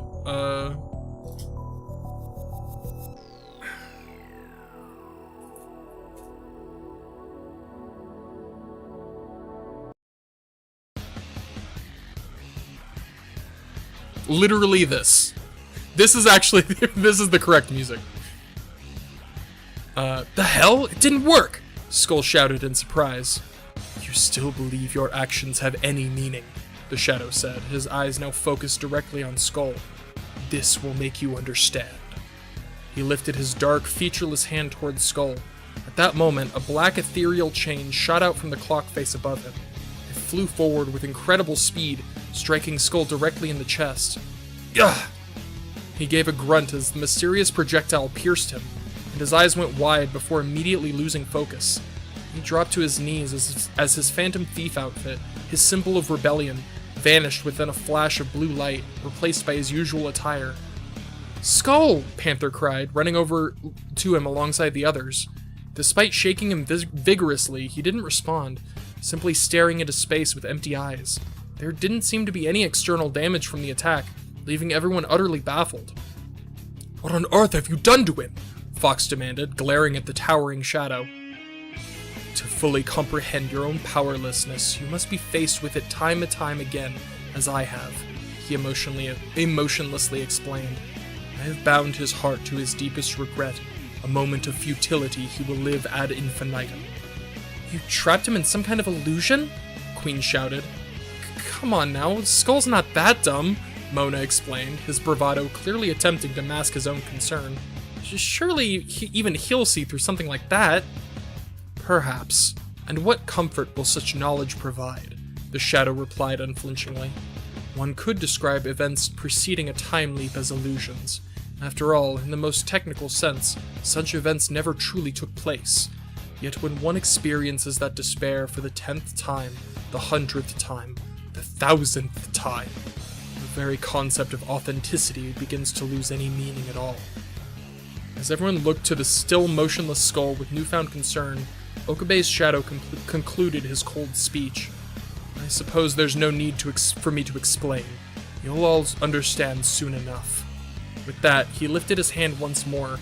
Realizing the critical danger they all faced, everyone frantically looked around for a solution, but it was too late.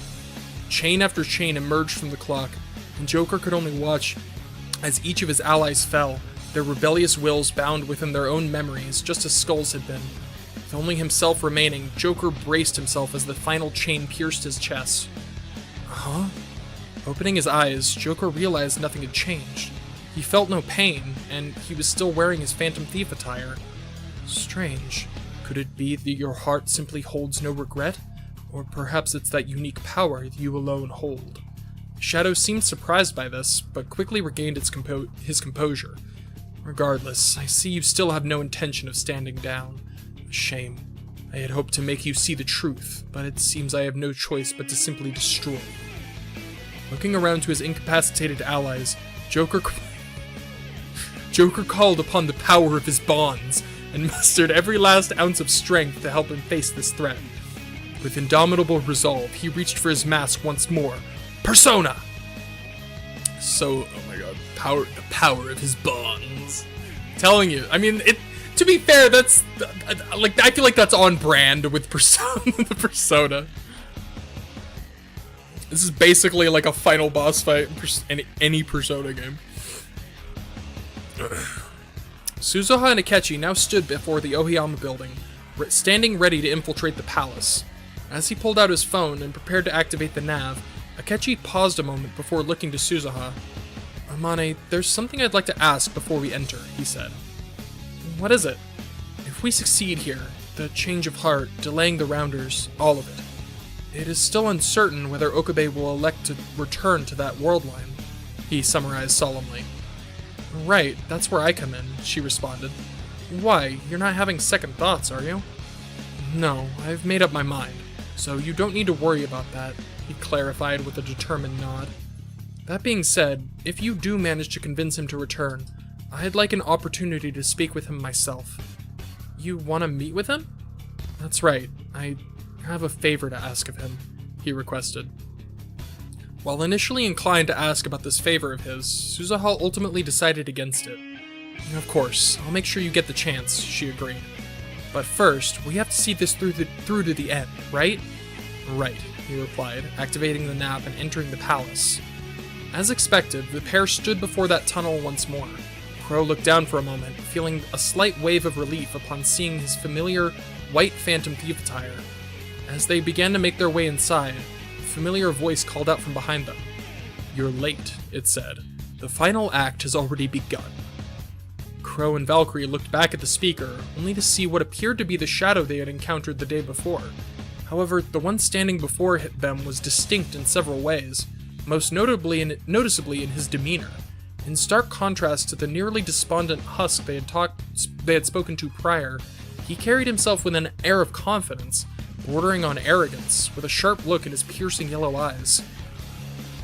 For the sake of time, allow me to be clear. The pitiable wretch you spoke with previously was not myself. At least, not in the ways that pertain to the matter at hand, he explained. It would seem your bold declaration has shaken my more craven reflection more than he would care to admit. As such, the bonds that had once shackled me to the deepest recesses of the subconscious have been loosened, and I am now able to speak with you face to face. Despite his initial claim, the pair found his explanation anything but clear. However, Crow noticed something familiar. This speech pattern, the voice we heard here and at the first two gates belonged to you, didn't it? He asked, met with an affirming grin. Wait, but how? Valkyrie asked. Does Okabe have two shadows? Is that even possible? I don't believe so. Each heart should only have a single shadow, he confirmed. That said, the form they take within the metaverse varies wildly from person to person. I suppose a shadow manifesting as two seemingly distinct entities could be feasible, depending on the individual's state of mind. Perhaps once he began his repeated time leaps, he further suppressed the part of his shadow that still wished to open the gate, thus causing his own shadow to splinter. The shadow began to chuckle in response to Crow's deduction. Indeed, I am the very incarnation of ambition and purpose that dwells within this brilliant mind, he exclaimed, gesturing flamboyantly. The insane mad scientist Kyoma Hoin! Sorry. After pairing his maniacal laughter with a dramatic pose, this shadow Kyoma raised his hand to his chin and took a moment of contemplation before continuing. To think that my influence over the very mind in which I reside could be so thoroughly rejected. What humiliation. Although I suppose it does speak to the sheer magnitude of despair we currently face. But the fact that you still exist at all means Rintaro Okabe hasn't completely given up, right? Valkyrie shouted optimistically. You're proof that deep down he shoot this out. No, stop. Never. Valkyrie shouted optimistically. You're proof that deep down he knows what he needs to do. Well said, part-time warrior, he shouted with a flourish. But be that as it may, my heartache-fueled doppelganger still holds complete dominion over this cognitive realm. Were we to face him now, we would fare no better than your fellow thieves. Our fellow thieves? Wait, are you saying the others lost? Valkyrie shouted in concern. With the exception of the one known as Joker, I'm afraid your allies have already succumbed, he responded, looking at them with a deathly glare. My other half's stalwart belief in the unyielding nature of this ward line is immensely powerful here. One might even say unstoppable. So, as long as he thinks that nothing in this world line can be changed, he can't be defeated? Then how can we... This world line, huh? Crow clarified with a somber smile. I suppose I should have known it would come to that. His revelation was met with a wide grin from the shadow. Indeed, you carried another mask, did you not? Crow? She nervously addressed him. Valkyrie, you said that whatever else I may be, you would place your trust in me. Does this still hold true? He asked, his eyes cast downward. Of course. While his question was unexpected, she answered without a second thought. I see. Truth be told, the thought of wielding that power, of losing who I am right now to it, it scares me. But I won't let that stop me anymore. I'm going to trust in myself, just as you have. Let's go. Very well then, Shadow Kyoma interjected, gesturing them to follow. Onward! The fields of Ragnarok await. Quickly realizing... it feels so... That's the line is like scene change or whatever, but it's so sudden. Quickly realizing that direct attacks were fruitless, Joker had focused his attention to the enormous clock face that continued to hang ominously overhead. You know, battle gimmicks. Every Persona battle needs a battle gimmick. Black Frost! Summoning yet another of his personas, razor-sharp shards of ice flew through the air, sailing towards the strange object. They were readily intercepted, however, by the rattling chains that bound the monstrous shadow to it. Odin! Still refusing to give up, Joker changed personas once more, summoning a mighty strike of lightning from above. This attack landed a direct hit to the floating disc, but any damage it sustained seemed to be siphoned away by those very same chains. Despite managing to avoid the shadow's continued assault all this time, and counterattacking besides, Joker felt his stamina reaching its limit. Yoshitsune!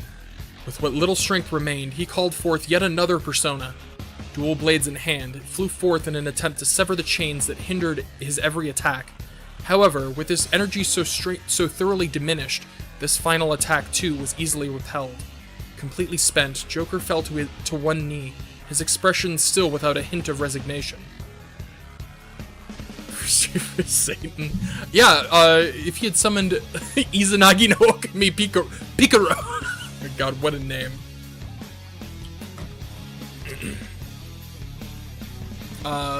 Rather than immediately destroy his now prone adversary, as he had promised to do, the shadow instead had one of his many chains encircle Joker's body, lifting him to eye level. Why do you continue to fight? He asked. You will fail. You cannot succeed. There is no hope. So why? Joker struggled. Oh my god. Joker struggled with all his might against these restraints, stopping only for a moment to look the shadow in his massive yellow eyes. Because I can, he replied with a defiant glare. And as long as I can fight, I will. For myself and for everyone who can't, I refuse to give up. His answer was met with a long silence from the shadow. Nonsense, he finally uttered with a disappointed shake of his head. No matter how powerful your will, no matter how steeled your resolve, destiny has already made its choice. I've heard more than enough of this destiny bullshit to last me a lifetime. Come, Loki! Both Joker and the Shadow turned in surprise to face the sudden voice coming from the distance. As they did, a searing red blade flew through the air, severing the chain that had restrained Joker. Crow? Joker said hesitantly as he stood up from his fall.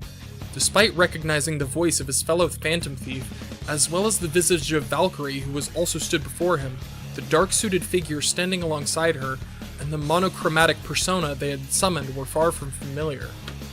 That power, why? The Shadow asked in disbelief.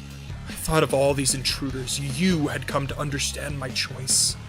Choice, you say? Don't make me laugh, Crow shouted derisively. You've made no choice here. All you've done is cover your eyes and ears, hiding in this cocoon of time, forcing others to face your consequences. This world still needs you, Rintaro Okabe. You can't just die here, Valkyrie added emphatically. No, I won't go back. I refuse to face that gruesome scene again. With an outburst of emotion, the massive shadow sent his chains forth to ensnare the two of them. Enough of this! Persona! With a mighty shout, Crow called forth Loki once more, who began to advance. As he did, his red-hot sword cleaved through the oncoming chains like butter, but he didn't stop there. With one final swing of his blade, Loki cleaved apart the chains binding Okabe to the airborne clock face, causing his massive form to recoil and stagger. Now, Joker! Crow cried. Still dazed, the shadow looked in the direction Crow had called out to. Standing atop the ruins of a shattered building, Joker now faced the now unchained clock with a clear line of sight. Nothing left in his way, he pulled away his mask one last time, making his decisive strike. Finish it, Arsene! Charging forward, wreathed in bluish flame, his persona struck the shadow's source of power, shattering it to pieces. With that, the defeated shadow was once again engulfed in darkness as he returned to his true humanoid form. At that moment, the other Phantom Thieves began to regain consciousness now that the shadow's influence had waned. Everyone, you're okay! Joker exclaimed, running over to his recovering allies. It's true, but it's on brand, right? It's that's what makes it believable. Is right? Skip cutscenes and JRPGs, fair, but also the fact that you would say that tells me that I'm it's a believable it's believable dialogue. So I appreciate that, if anything. Everyone, you're okay, Joker exclaimed, running over to his recovering allies. Joker? Queen was the first to speak as everyone awoke from the shadow's psychological assault. Ugh, damn it, the hell was that? Skull asked frustratedly, still fairly dazed. Forced to relive such a painful moment, Fox muttered. What a cruel power. I knew it wasn't real, but still, seeing that again and again was just too much, Panther said, frustratedly holding back tears. I knew you'd pull through, Joker. Looks like we owe you big time, Mona triumphantly declared, his shaking voice clashing with his attempted bravado. I'm just glad you're all alright, Joker replied, helping the others to their feet. Besides, I can't take all the credit. He looked over to Crow, who hadn't joined him in reuniting with the others. Instead, he simply looked down at the now defeated Shadow. His expression a mix of pity and contempt. You weren't entirely wrong, you know, he said, prompting the Shadow to look up weakly. I do understand. Whatever happens to the world line, my future is grim. But that's just it, isn't it? It's not only my future, it belongs to everyone. Cruel as it may be, you have a responsibility to face that future, whatever you decide. I'll admit, I don't envy you your position. I can't make that choice. I just can't. How much longer will you continue this detestable charade? A commanding voice boomed from the distance, prompting everyone to look in that direction. Everyone was shocked to see Shadow Kyoma walking up to his counterpart with a confident stride. Crow and Valkyrie, however, had expected this and stepped back from Shadow Okabe. Before arriving, they had been informed by Shadow Kyoma that he intended to, in his own words, arrive belatedly and with a dramatic flair for maximum effect. I'm a little proud of that line. I feel like it's in character. I should have known. You haven't taken enough already? Shadow Okabe lamented. It's true, Shadow Kyoma responded. Much has been lost as a result of my own thoughtless and selfish ambition. A cross I will forever bear. Yet your shameful inaction spits on the names of those comrades who made such sacrifices. You would have their pain, their resolve, their very courage be for naught. That's not... The crestfallen Shadow was simply at a loss for words. Do you truly believe I don't share this heartache? That I revel in the loss we've inflicted upon those we hold dear? Shadow Kyoma sighed, turning his gaze skyward. For good or ill, my friend, we have opened Pandora's box, and as penance endured every despair contained within. But should you continue to hide within this temporal prison you've crafted, that which lies at the bottom will forever remain outside our grasp. The bottom? Shadow Okabe questioned. Indeed, to one so accustomed to the dark, there are few things more frightening than the light of hope. But if we can only overcome that fear, that very light shall be our guide to a future for us all. What lies beyond that gate is not the end of our journey, but merely a step upon it. And what if you're wrong? Shadow Okabe snapped back. What if all that lies beyond that gate is a dead end? A world without her? Need you truly ask such a question? Shadow Kyoma responded, a maniacal grin spreading once more across his face. If no such path exists, we simply forge it ourselves. We would shatter the very walls of fate itself to reach the future we desire. The future they deserve. Reaching out to his fallen reflection, Shadow Kyoma concluded his speech. We will not rest until it is found. Of that there can be no doubt. Surely you already know the reason. Simply staring at the hand offered to him, Shadow Okabe's expression lightened slightly, a nearly imperceptible upturn appearing on the corners of his lips as he answered the question posed to him. Of course, it's the choice of Steins Gate, he said silently as he reached for the hand that mirrored his own. As the two fragments of Rintaro Okabe's shadow made contact, a bright light engulfed the area, causing everyone present to recoil in surprise. When it finally began to fade, they realized their surroundings had changed once again. Where once there were two, now stood a single shadow, facing that all-too-familiar gate. Forgive me, Kurisu, but this is not goodbye, he said softly, gently placing his hand upon the surface of the gate. I will find it. A future where we can all smile together again. I promise. As he spoke, a split appeared down the center of the gate, forming what appeared to be a pair of doors. Until then, he said, turning to the others present as his form began to fade, I'll leave the treasure in your hands. His current expression lacked the pained hopelessness of the first shadow they had met, as well as the chaotic madness of the second. In their place was a look of sheer determination and resolve. So, I take it you've made your choice then? Akechi asked, once again wearing his usual white outfit. That's right. You've all helped me find my way again, and for that you have my gratitude. Thank you, and farewell, phantom thieves. L. Sai. Kongru. With those strange final words, the shadow vanished, returning to the conscious mind of Rintaro Okabe. There was a moment of silence as the gravity of what they had accomplished settled on everyone's minds. We should hurry and get the treasure, Mona said, breaking the silence. Without a ruler, it's only a matter of time before this place destabilizes. Right, Joker said, stepping forward to open the now unsealed gate. Let's go. As he pushed it open, the room within was none other than the future gadget laboratory, as recognized by the few present who had seen it before. Looking in the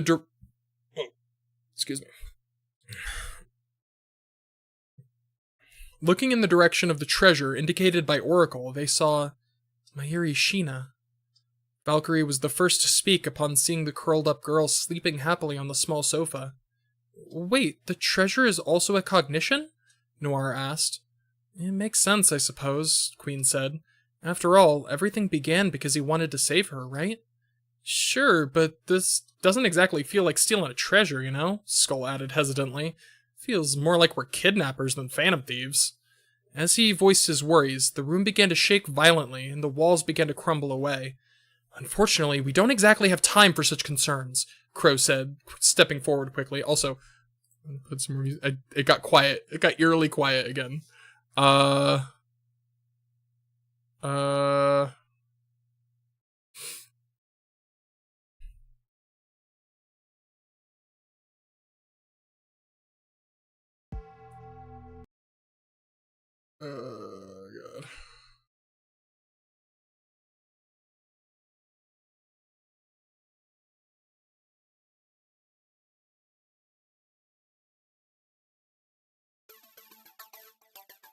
Sure, that works. He gently picked up the sleeping cognitive Mayuri, who showed no signs of stirring despite the turbulent situation, and made his way back toward the entrance in a hurry, with the others just behind. They ran as fast as they could past all 3 former gates as the world itself continued to deteriorate around them. Finally, they reached the entrance and returned to the real world. Ugh, why does it always have to be such a close call? An shouted upon their return, trying to catch her breath. I suspect the fault lies with Ryuji, Yusuke said with a playful smirk. Seconded, Futaba agreed with an exaggerated nod. What? How's it my fault? Ryuji yelled indignantly. Can we please focus? Akechi, you have the treasure, right? Makoto said, bringing everyone's attention back to the matter at hand. Akechi held out his hand, which now held a small silver pocket watch. Opening it revealed that it appeared to be broken, the hands completely motionless. So, does this mean it worked?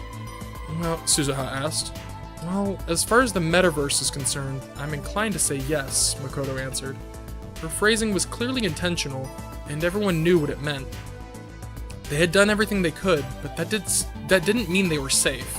With the fear of uncertainty hanging over their heads, everyone decided what to do next.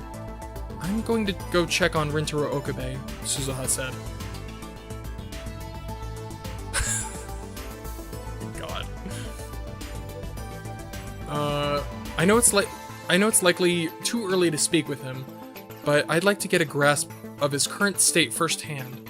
Saying goodbye to the others, she lowered her voice as she passed Akechi so only he could hear. Don't worry, I haven't forgotten my promise. He smiled upon hearing this and expressed his gratitude with a silent nod.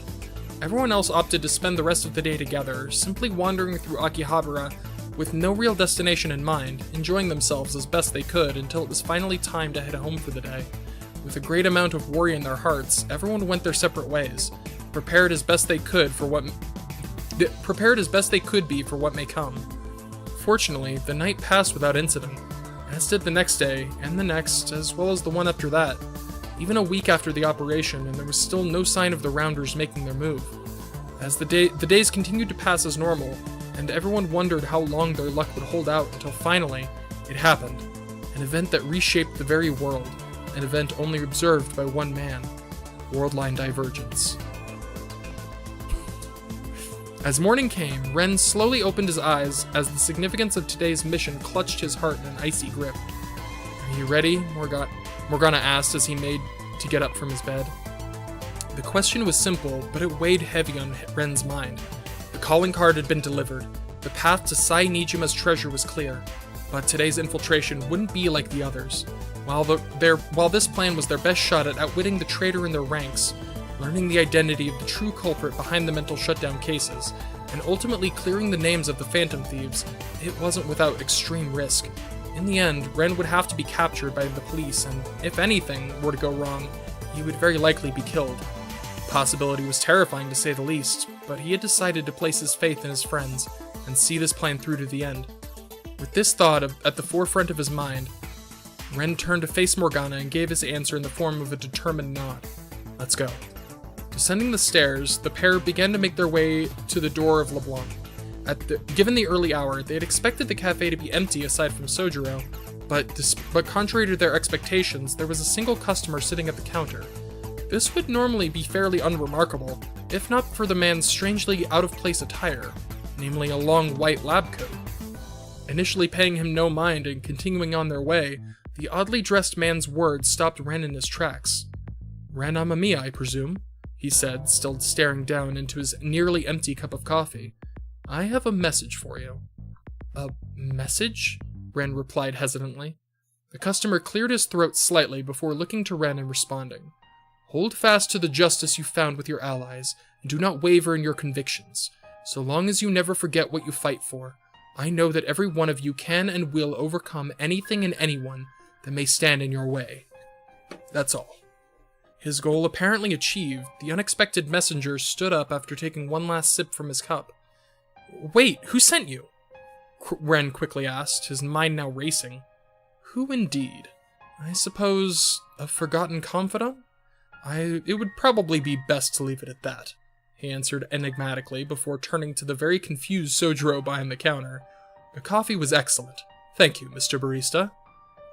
If the man then made to leave, stopping just shy of the door and turned his head slightly with a hopeful smile, sharing one final thought.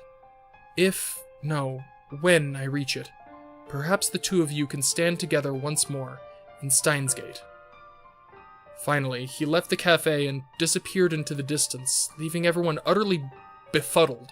Did I really use the word befuddled? God damn, I'm a hack. Sorry. Ren and Morgana immediately began to wonder exactly how much this stranger knew.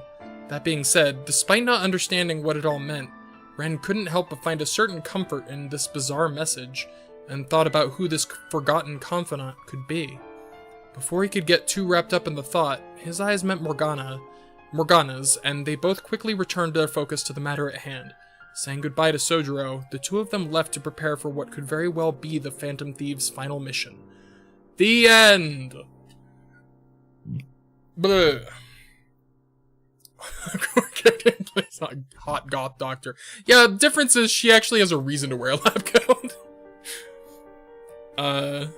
That's it. The end. This is just me being like, I've never wrote something before. It's weird. It sucks. I'm sorry. Hope you like it. That's summarizing what the hell that says.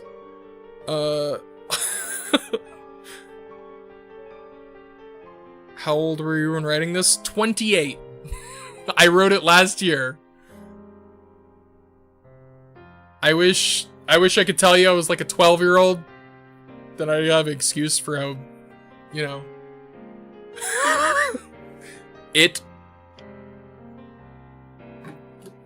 Reviews are good though. I got big good reviews, god damn it. So just, you know, just throwing that out there. Good reviews. 8. And all of them are positive, so there. Well, okay, one of them is actually just a question, but it's good. They liked it, that person.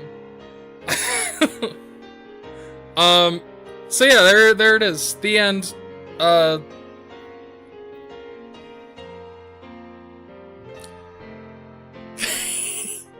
I'm starting to suspect you did not enjoy it as much as... That is okay. Understandable. Writing wasn't bad at all. Thank you. It's, not good. But I appreciate that it's not bad. Thank you. Also, I'm dying. So, I might need to call today's, happy birthday stream to a close now that I've completed my tale. Joking. Oh, okay. Okay, you know, fair enough. You do that. I just, because I so agree with the tease, it's hard to, my brain doesn't tell. But thank you. I appreciate you clarifying that. So I'm glad you liked it, question mark. God, I'm so insecure. Anyways, it was fun. Listen, as cringe and as cringed up as my face got, like a fucking crumpled piece of paper, I had fun. This was really fun. So it was good and definitely better than your description made it seem to be. Hey, thanks! I appreciate that. I always write something good sometimes. That's fair. Yeah, and like I said, it's the first thing, and while I can't say it's the only thing because, and I hesitate to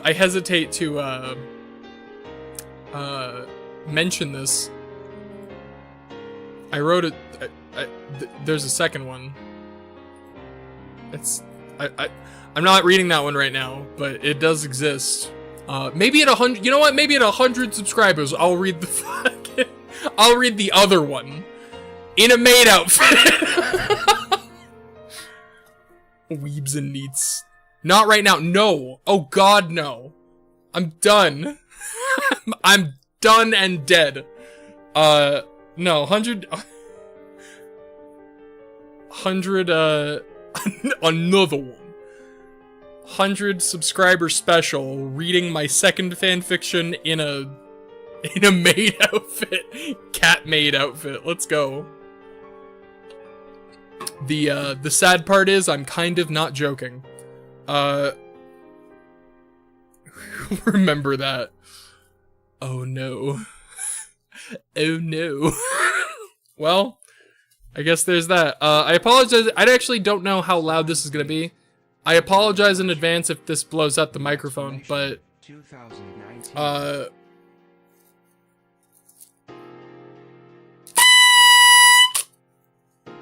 That was probably awful. I'm sorry.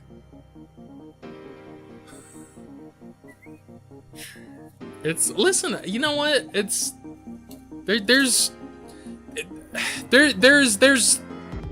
a story there, and it's not one I'm gonna tell right now. I'm sorry, was that really loud? That's probably really loud. That's probably the worst. I'm so sorry. Dear God, what have I done?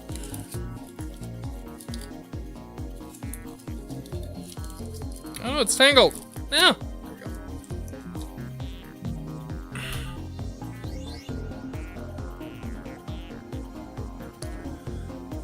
Alright, well, I'm gonna call it, because I'm dying, and, but anyways, this was really fun, I'm not gonna lie. Do you have a maid suit already? I wish, no, is the answer. No, I don't. I imagine they're probably expensive, like, that's the thing, I have looked into like cosplay stuff because it looks fun. I'm not gonna lie, it's expensive. I ain't got that kind of cash. I'm poor as fuck. Oh my God, I'm like, cease this at once. Why would you do this? Wait, who hurt you? Why would you do this?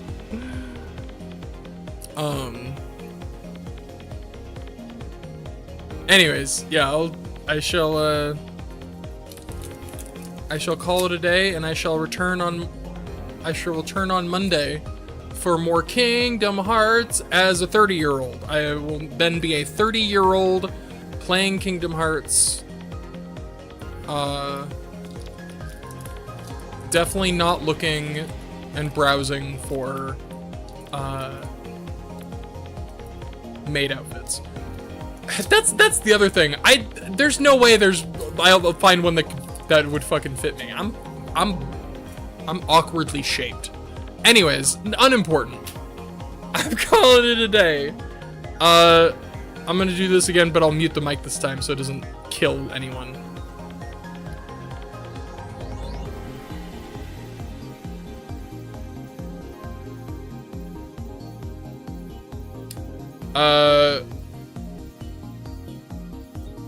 This is even more awkward than usual.